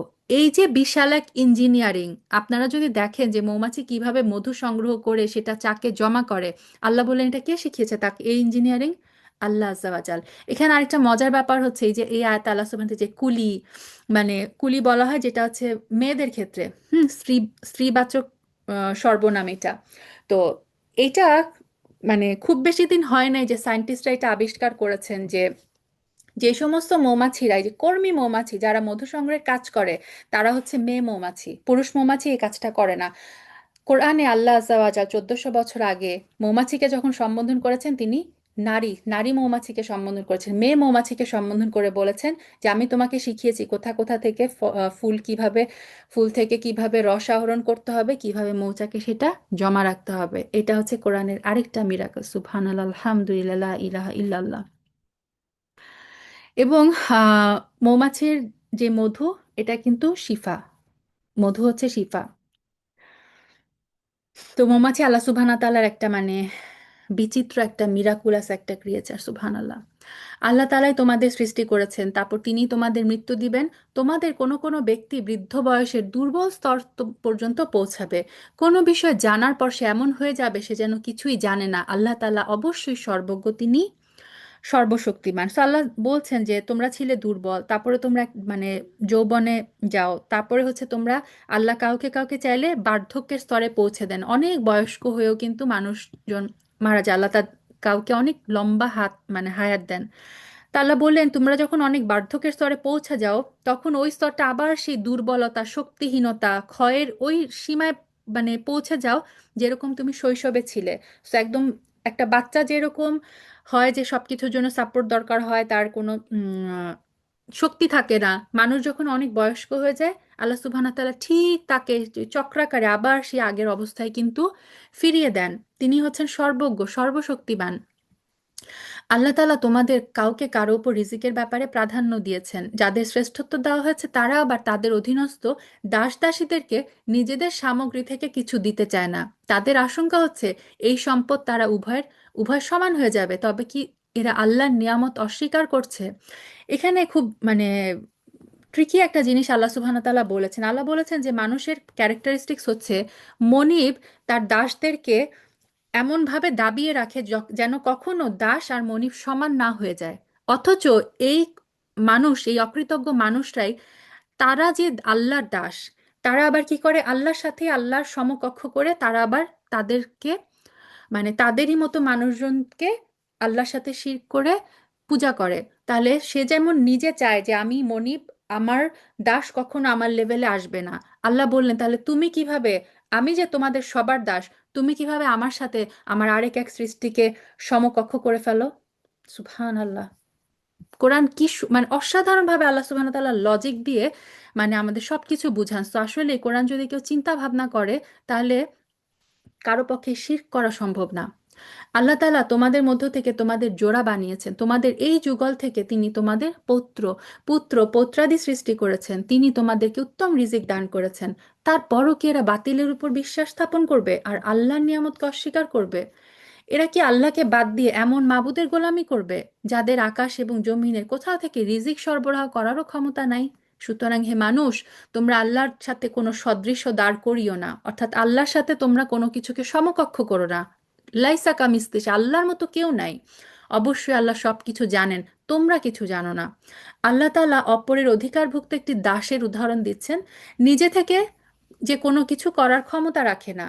আরেক উদাহরণ এমন ব্যক্তির যাকে আমি আমার পক্ষ থেকে উত্তম রিজিক দান করেছি, সে তা থেকে গোপন এবং প্রকাশ্যে ব্যয় করেছে। তোমরা কি মনে করো এরা উভয় সমান?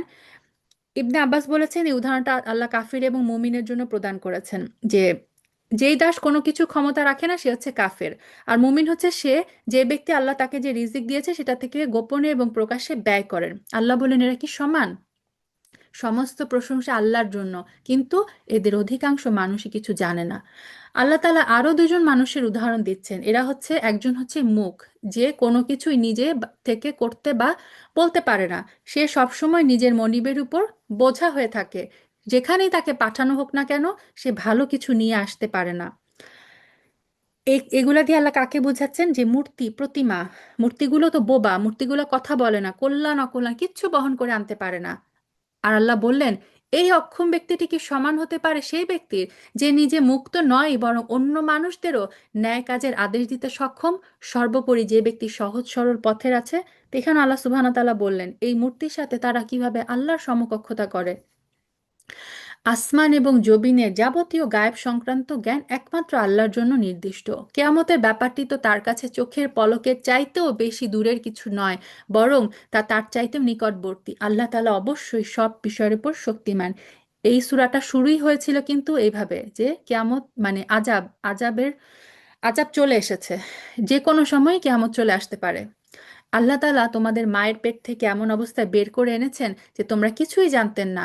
তারপর তিনি তোমাদের কান, চোখ, অন্তঃকরণ দিয়েছে। আশা করা যায় তোমরা শুকর আদায় করবে।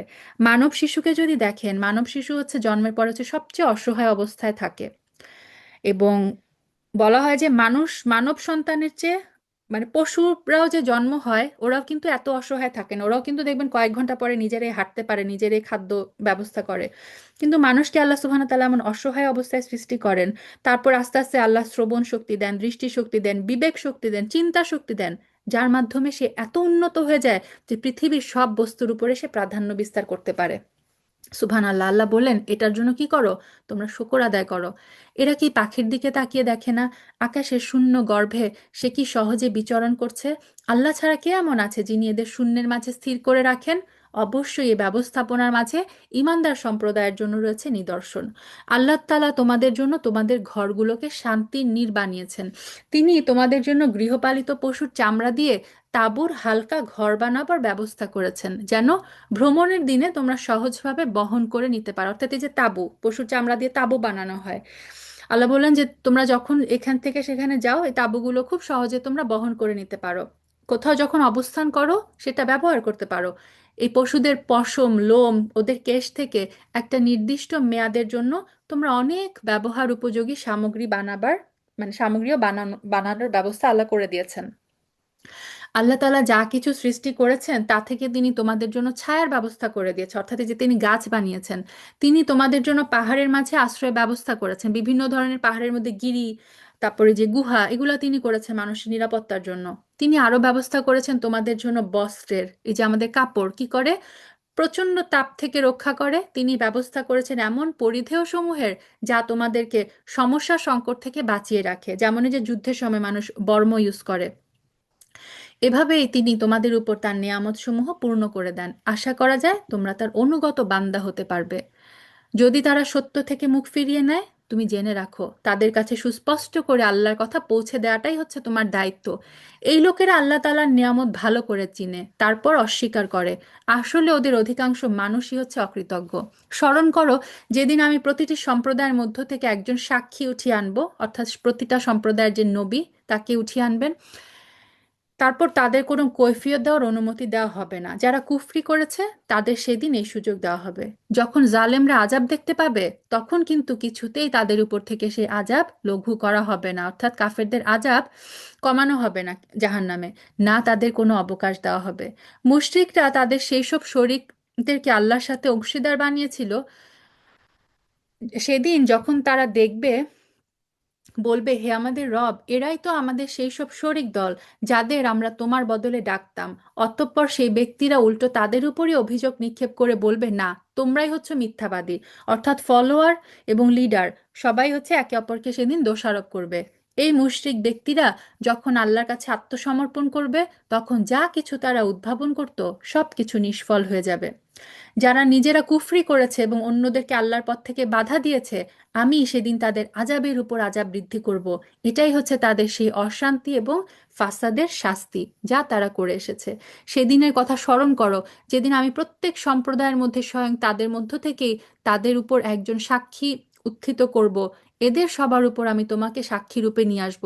এটাও আমরা পড়ে এসেছি, রাসূল সাল্লাল্লাহু আলাইহি সাল্লাম হবে সমস্ত নবীদের উপর সাক্ষ্য। আমি তোমার উপর কিতাব নাজিল করেছি যা হচ্ছে সবকিছুর ব্যাখ্যা। আল্লাহর হিদায়াত এবং মুসলমানদের জন্য এটা হচ্ছে জান্নাতের সুসংবাদ স্বরূপ। অবশ্যই আল্লাহ তাআলা ন্যায়পরায়ণতা, সদাচরণ এবং আত্মীয় স্বজনকে দান করার নির্দেশ দেন। সূরা নাহলের এই 90 নাম্বার আয়াতটা খুবই ইম্পর্ট্যান্ট একটা আয়াত, যেখানে আল্লাহ সুবহানাহু ওয়া তাআলা আমাদেরকে আদেশ দিয়েছেন আমরা যেন সবসময় ন্যায়পরায়ণতার সাথে সদাচরণ করি, আত্মীয় স্বজনকে দান করি। তিনি অশ্লীলতা, অশ্লীল কাজকর্ম, সীমালঙ্ঘন জনিত সব ধরনের কাজ থেকে নিষেধ করেন। তিনি তোমাদেরকে উপদেশ দিচ্ছেন এগুলো মেনে চলার। আশা করা যায় তোমরা এ থেকে শিক্ষা গ্রহণ করবে। যখন তোমরা আল্লাহর নামে কোনো অঙ্গীকার করো, তখন তা পূর্ণ করো এবং এই শপথ পাকাপোক্ত করে নেওয়ার পর তা ভঙ্গ করো। অর্থাৎ বারবারই কিন্তু কোরআনে বলা হয় আমরা যেন শপথ ভঙ্গ না করি, কেননা এই শপথের জন্য তোমরা আল্লাহকে অভিভাবক বানিয়েছো। আল্লাহ তাআলা জানেন তোমরা কি করো। শপথ ভাঙতে গিয়ে তোমরা কখনো সেই নারীর মতো হয়েও না যে অনেক পরিশ্রম করে নিজের জন্য কিছু সুতা কাটলো, কিন্তু পরে তা নিজেই টুকরা টুকরা করে ছিঁড়ে ফেললো। অর্থাৎ এরকম আল্লাহ সুবহানাহু ওয়া তাআলা বললেন যে কেউ কেউ আছে যে নিজের হাতে অনেক কষ্ট করে সুতা পাকিয়ে পাকিয়ে অনেক বড় ধরনের একটা কার্পেট বানালো, তারপর আবার নিজেই টেনে টেনে সেগুলো খুলে ফেললো, অর্থাৎ নিজের হাতে নিজের কৃতকর্ম ধ্বংস করে দিল। তোমরা তো পারস্পরিক ব্যাপারে নিজেদের শপথগুলো ধোঁকা প্রবঞ্চনার উদ্দেশ্যে ব্যবহার করো, যাতে করে তোমাদের একদল আরেক দল থেকে অগ্রগামী হয়ে যেতে পারে। আসলে আল্লাহ তাআলা এই বিষয়টি দিয়ে তোমাদের পরীক্ষা করেন মাত্র। তাছাড়া তোমরা যেসব বিষয়ে মতবিরোধ করছো, কিয়ামতের দিন অবশ্যই তিনি তা সবার সামনে প্রকাশ করে দিবেন। আল্লাহ যদি চাইতেন, তিনি তোমাদের সবাইকে এক জাতি বানিয়ে দিতে পারতেন। যাকে ইচ্ছা তিনি তাকে বিভ্রান্ত করেন, যাকে ইচ্ছা সৎ পথে পরিচালনা করেন। দুনিয়ায় তোমরা কি করতে সেই সম্পর্কে অবশ্যই কেয়ামতের দিন তোমাদের প্রশ্ন করা হবে। তোমরা তোমাদের শপথগুলোকে পরস্পরকে প্রবঞ্চনা করার উদ্দেশ্যে গ্রহণ করো না, নতুবা সত্যের উপর মানুষের পা একবার স্থির হওয়ার পর পুনরায় পিছলে পড়ে যাবে। আল্লাহর পথ থেকে মানুষদের বাধা দেওয়ার কারণে দুনিয়ায় তোমাদের শাস্তির স্বাদ গ্রহণ করতে হবে, আর আখিরাতেও রয়েছে তোমাদের জন্য কঠোর আযাব। তোমরা আল্লাহর নামে করা অঙ্গীকারকে দুনিয়ার সামান্য স্বার্থের বিনিময়ে বিক্রি করে দিও না। আল্লাহর কাছে যে পুরস্কার আছে তোমাদের জন্য তা অনেক উত্তম, যদি তোমরা জানতে। যা কিছু সম্পদ তোমাদের কাছে আছে তা একদিন শেষ হয়ে যাবে, আর আল্লাহর কাছে যা আছে তা হামেশাই বাকি থাকবে। অর্থাৎ আল্লাহর কাছে যা আছে তা হচ্ছে চিরস্থায়ী। সেই আশায় যারা ধৈর্য ধারণ করেছে, নিশ্চয়ই তিনি তাদেরকে সেই সব কর্মের শ্রেষ্ঠ পুরস্কার দিবেন। পুরুষ কিংবা নারী, যে ব্যক্তি কোনো ভালো কাজ করবে এমত অবস্থায় সে হবে একজন যথার্থ মুমিন, তাহলে আমি অবশ্যই দুনিয়ার বুকে পবিত্র জীবন যাপন করাবো, আখিরাতের জীবনেও তাদের দুনিয়ার জীবনের কার্যক্রমের উত্তম বিনিময় দিব। তোমরা যখন কোরআন পড়তে শুরু করবে, আমি কোথায় চলে আসলাম? তোমরা যখন কোরআন পড়তে শুরু করবে তখন বিতাড়িত শয়তানের ওয়াসওয়াসা থেকে আল্লাহর কাছে আশ্রয় চাই। এই যে আল্লাহর নির্দেশ, যে কোরআন পড়তে শুরু করার আগে আমরা যেন আউযুবিল্লাহি মিনাশ শাইতানির রাজিম বলে নিই। যারা আল্লাহর উপর ঈমান আনে এবং যাবতীয় কার্যকলাপে তাদের মালিকের উপর ভরসা করে, তাদের উপর শয়তানের কোনো আধিপত্য নেই।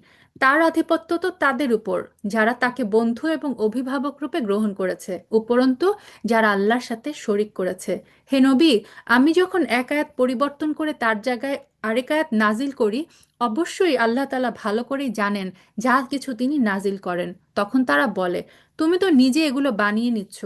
কিন্তু তাদের অধিকাংশ মানুষই বিষয়টি জানে না। তুমি তাদের বলো, হ্যাঁ, এই কোরআনকে জিবরিল তোমার মালিকের কাছ থেকে ঠিকভাবেই নাজিল করেছেন, যাতে করে যারা আল্লাহর উপর প্রতিষ্ঠিত কর- যাতে করে যারা আল্লাহর উপর ঈমান এনেছে তাদেরকে তিনি সুদৃঢ় ভিত্তির উপর প্রতিষ্ঠিত করতে পারেন। সর্বোপরি এটা যেন হয় অনুগত বান্দাদের পথনির্দেশ এবং জান্নাতের সুসংবাদবাহী। হে নবী, আমি ভালো করেই জানি এরা কি বলে। এরা বলে যে কোরআন তো একজন মানুষ এসে এই ব্যক্তিকে পড়িয়ে দিয়ে যায়, অথচ যে ব্যক্তিটির দিকে এরা ইঙ্গিত করে তার ভাষা আরবি নয়, আর এই কোরআন হচ্ছে সুস্পষ্ট আরবি ভাষা। আসল কথা হচ্ছে, যারা আল্লাহর আয়াতকে বিশ্বাস করে না, আল্লাহ তাআলাও তাদের সঠিক পথে পরিচালনা করেন না। তাদের জন্য রয়েছে মর্মান্তিক আযাব। নিজের পক্ষ থেকে কথা বানানো কোনো নবীর কাজ না, বরং এটা হচ্ছে তাদের কাজ যারা আল্লাহর আয়াতের উপর ঈমান আনে না। আসলে এরা হচ্ছে মিথ্যাবাদী। আর যে ব্যক্তি একবার ঈমান আনার পরে কুফরি করে, অর্থাৎ যে মুরতাদ হয়ে যায়, যাকে কুফরি বাক্য উচ্চারণ করতে বাধ্য করা হয় অথচ তার অন্তর ঈমানের উপর সন্তুষ্ট থাকে, তার ব্যাপার আলাদা। অর্থাৎ কেউ যদি বাধ্য হয়, তার ব্যাপার আলাদা। কিন্তু যে তার অন্তরকে কুফরির জন্য উন্মুক্ত করে দিয়েছে, এই মুরতাদের জন্য আল্লাহর পক্ষ থেকে রয়েছে গজব, তার জন্য রয়েছে মর্মান্তুদ শাস্তি। এটা এই জন্য যে তারা দুনিয়ার জীবনকে আখিরাতের উপর প্রাধান্য দিয়েছে। আল্লাহ তাআলা কখনো কাফির সম্প্রদায়কে হেদায়াত করেন না। এরা হচ্ছে সেই সব লোক যাদের অন্তরে, কানে, চোখের উপর আল্লাহ সিল এঁটে দিয়েছেন। এরা হচ্ছে সেই সব লোক যারা আল্লাহ তাআলার আযাব সম্পর্কে বেখবর। অবশ্যই এরা আখিরাতে ভীষণ ক্ষতিগ্রস্ত হবে। আর যারা ঈমানের পথে নির্যাতিত হওয়ার পর হিজরত করে, তারপর আল্লাহর পথে জিহাদ করে, বিপদে ধৈর্য ধারণ করে, হে নবী, অবশ্যই তোমার রব এরপর তাদের প্রতি ক্ষমাশীল, পরম দয়ালু হবেন। স্মরণ করো, যেদিন প্রত্যেক ব্যক্তি আত্মপক্ষ সমর্থনে যুক্তি প্রদর্শন করতে এগিয়ে আসবে, সেদিন প্রত্যেক ব্যক্তিকে কানা করি হিসাব করে কৃতকর্মের প্রতিফল আদায় করে দেওয়া হবে। তাদের প্রতি কোনো রকম অবিচার করা হবে না। আল্লাহ তাআলা এমন একটা জনপদের উদাহরণ তোমাদের সামনে উপস্থাপন করছেন, যা ছিল নিরাপদ, নিশ্চিন্ত। সেখানে সব দিক থেকে প্রচুর পরিমাণ রিজিক আসতো। তারপর তারা আল্লাহর নিয়ামতকে অস্বীকার করলো। তারা আল্লাহর সাথে যে আচরণ করত, তার শাস্তি হিসেবে আল্লাহ তাআলা তাদের ক্ষুধা এবং ভীতির পোশাক পরিয়ে শাস্তি দিলেন। কেউ কেউ বলেছেন এটা মক্কা নিয়ে বলা হয়েছে। রাসূল সাল্লাল্লাহু আলাইহি সাল্লাম ইসলামের দাওয়াত দেওয়ার পরে যখন এরা মানে অনেকেই ঈমান আনলো না, তখন তাদের উপরে দুর্ভিক্ষের ছায়া নেমে এসেছিল। অবশ্যই তাদের কাছে তাদের মধ্য থেকে একজন রাসূল এসেছিল, তারপর তারা তাকে অস্বীকার করলো। পরিশেষে আল্লাহ আযাব তাদের পাকড়াও করলো, এমন অবস্থায় যখন তারা ছিল জালেম। আল্লাহ তাআলা তোমাদের জন্য যা কিছু হালাল পবিত্র রিজিক দিয়েছেন তা তোমরা খাও। তোমরা আল্লাহর নিয়ামতের কৃতজ্ঞতা জ্ঞাপন করো, যদি তোমরা একান্তভাবেই তারই গোলামি করো। তিনি তো তোমাদের উপর শুধু মৃত জন্তু, রক্ত এবং শূকরের গোশত হারাম করেছেন। আরো হারাম করেছেন এমন জানোয়ার যার উপর জবাই করার সময় আল্লাহ তাআলা ছাড়া অন্য কারো নাম নেওয়া হয়েছে। কিন্তু যদি কাউকে এর কোনো একটার জন্য বাধ্য করা হয়, সে যদি বিদ্রোহী কিংবা সীমা লঙ্ঘনকারী না হয়, তাহলে সে যেন জেনে রাখে আল্লাহ তাআলা ক্ষমাশীল, পরম দয়ালু। এটাও আমরা মানে এর আগে পড়ে এসেছি। আল্লাহ সুবহানাহু ওয়া তাআলা শুধু এগুলো হারাম করেছেন, কিন্তু মানুষ যখন বাধ্য হয় তখন সে প্রাণ রক্ষার্থে একটু খেতে অ্যালাউড। তোমাদের জিহবা আল্লাহ তাআলার উপর মিথ্যা আরোপ করে বলে, কখনো এ কথা বলো না এটা হালাল এটা হারাম। জেনে রাখো, অবশ্যই যারা আল্লাহর উপর মিথ্যা আরোপ করে তারা কখনোই সাফল্য লাভ করতে পারে না। অর্থাৎ আল্লাহ যেটা হালাল করেছে সেটাই শুধু হালাল, আল্লাহ যা হারাম করেছেন সেটাই শুধু হারাম। আমরা যেন নিজের থেকে কোনো কিছুকে হালাল হারাম বলতে না যাই। এটা ছিল পার্থিব জীবনের সামান্য কিছু সামগ্রী মাত্র। পরকালে তাদের জন্য রয়েছে কঠোর আযাব। হে নবী, ইহুদিদের উপর আমি সেই সব কিছু হারাম করেছি যা ইতিপূর্বে আমি তোমার কাছে বর্ণনা করেছি। এগুলো হারাম করে আমি তাদের উপর কোনো অবিচার করিনি, বরং আমার আদেশ না মেনে তারা নিজেরাই নিজেদের উপর অবিচার করেছে। আর তারপর তোমার রব তাদের উপর দয়া করেছেন। যারা অজ্ঞতাবশত কোনো গুনাহের কাজ করলো, তারপর অন্যায় বুঝতে পেরে তওবা করলো এবং সেই অনুযায়ী নিজেদের সংশোধন করে নিল, হে নবী, তোমার রব অবশ্যই এরপর তাদের জন্য ক্ষমাশীল, পরম দয়ালু। নিশ্চয়ই ইব্রাহিম ছিল একটি উম্মত, একটি উম্মতের সমমর্যাদাবান ব্যক্তি। সে ছিল আল্লাহর একান্ত অনুগত একনিষ্ঠ বান্দা। সে কখনো মুশরিকদের অন্তর্ভুক্ত ছিল না। সে ছিল আল্লাহর নিয়ামতের প্রতি কৃতজ্ঞ। তিনি তাকে নবুয়তের জন্য বাছাই করেছেন, তাকে সরল পথে পরিচালিত করেছেন। আমি তাকে দুনিয়ায় কল্যাণ দিয়েছি, পরকালেও সে নিঃসন্দেহে নেক মানুষদেরই অন্তর্ভুক্ত হবে। তারপর হে নবী, আমি তোমার উপর ওহী পাঠালাম, তুমি একনিষ্ঠভাবে ইব্রাহিমের মিল্লাত অনুসরণ করো, আর সে কখনো মুশরিকদের দলভুক্ত ছিল না। শনিবার পালন করা তো কেবল তাদের জন্য বাধ্যতামূলক করা হয়েছিল, আর যারা এ বিষয়টি নিয়ে অযথা মতবিরোধ করেছে, অবশ্যই তোমার রব কিয়ামতের দিন তাদের মাঝে সেই বিষয়ে ফয়সালা করে দিবেন। যেই সব বিষয়ে সেই সব বিষয়ে যেখানে তারা মতবিরোধ করতো। এটা নিয়ে খুব মজার একটা ঘটনা আছে। রাসূল সাল্লাল্লাহু আলাইহি ওয়াসাল্লাম খুব সুন্দরভাবে বলেছেন যে আমাদের জন্য কি, আমাদের জন্য সাপ্তাহিক ছুটির দিন হচ্ছে শুক্রবার মুসলিম উম্মার, আর শনিবার ছিল ইহুদিদের জন্য, আর রবিবার হচ্ছে খ্রিস্টানদের জন্য। তো রাসূল সাল্লাল্লাহু আলাইহি ওয়াসাল্লাম বলেছেন, দেখো আমরা এখানেও কিন্তু তাদের থেকে এগিয়ে গেলাম, অর্থাৎ আমাদের শুক্রবার, তারপরে হচ্ছে ইহুদিদেরটা শনিবার, তারপর হচ্ছে খ্রিস্টানদেরটা রবিবার। সুবহানাল্লাহ, আলহামদুলিল্লাহ। এবং এইভাবে রাসূল সাল্লাল্লাহু আলাইহি ওয়াসাল্লাম বলেছেন যে তার উম্মত সব শেষে এসেছে, কিন্তু এই উম্মতের বিচার কাজ কিয়ামতের দিন সর্বপ্রথম করা হবে এবং এই উম্মতই সর্বপ্রথম জান্নাতে প্রবেশ করবে। আলহামদুলিল্লাহ, আলহামদুলিল্লাহ। হে নবী, তুমি তোমার মালিকের পথে মানুষদের প্রজ্ঞা এবং সদুপদেশ দ্বারা আহ্বান করো। তর্কের সময় তুমি এমন পদ্ধতিতে যুক্তিতর্ক করো যা উৎকৃষ্ট। তোমার রব এটা ভালো করেই জানেন কে তার পথ থেকে বিপদগামী হয়ে গেছে এবং যে ব্যক্তি হেদায়েতের পথে রয়েছে তিনি তার সম্পর্কেও সবিশেষ অবহিত রয়েছেন। সো এই আয়াতটাতে আল্লাহ বলেছেন যে মানে দাওয়াতি কাজের ক্ষেত্রে আমাদের ব্যবহারটা কেমন হবে। যদি তোমাদের কখনো কারো উপর কঠোরতা আরোপ করতে হয়, তাহলে ঠিক ততটুকু কঠোরতা অবলম্বন করো যতটুকু তোমাদের সাথে করা হয়েছে। অবশ্য যদি তোমরা ধৈর্য ধারণ করো, তাহলে ধৈর্যশীলদের জন্য তাই হচ্ছে উত্তম। সো আমাদের শরীয়তে এটা মানে অ্যালাউড যে আমাদের উপর যতটুকু খারাপ, আমাদের সাথে যতটুকু খারাপ করা হয় ততটুকু, ঠিক ততটুকু বদলা নিতে আমরা অ্যালাউড। তারপর আল্লাহ বলেছেন যে তোমরা যদি ধৈর্য ধারণ করো, তোমরা যদি ক্ষমা করে দাও, সেটা হচ্ছে উত্তম। হে নবী, তুমি ধৈর্য ধারণ করো। তোমার ধৈর্য ধারণ আল্লাহ তাআলার সাহায্য ছাড়া সম্ভব হবে না। এদের আচরণের উপর তুমি দুঃখ করো না। এরা যেসব ষড়যন্ত্র করে চলেছে তাতে তুমি মনক্ষুণ্ণ হইও না। অবশ্যই আল্লাহ তাআলা তাদের সাথে রয়েছেন যারা তাকওয়া অবলম্বন করে এবং যারা সৎ কর্মশীল। তো আমরা যদি চাই যে আল্লাহ সুবহানাহু ওয়া তাআলা আমাদের সাথে থাকুক, আমাদেরকে দুইটা ক্যারেক্টার নিজের মধ্যে ধারণ করতে হবে। এক হচ্ছে তাকওয়া অবলম্বন করতে হবে, মুত্তাকি হয়ে যেতে হবে, আরেকটা হচ্ছে সবসময় মুহসিন হতে হবে, সবসময় সৎ কর্মশীল হতে হবে। আল্লাহ সুবহানাহু ওয়া তাআলা যেন আমাদের তার মুত্তাকি এবং মুহসিন বান্দাদের অন্তর্ভুক্ত করে নেন। সুবহানাক আল্লাহুম্মা বিহামদিক, নাশহাদু আল্লা ইলাহা ইল্লা আনতা, নাস্তাগফিরুকা ওয়া নাতুবু ইলাইক। আসসালামু আলাইকুম ওয়া রাহমাতুল্লাহি ওয়া বারাকাতুহু।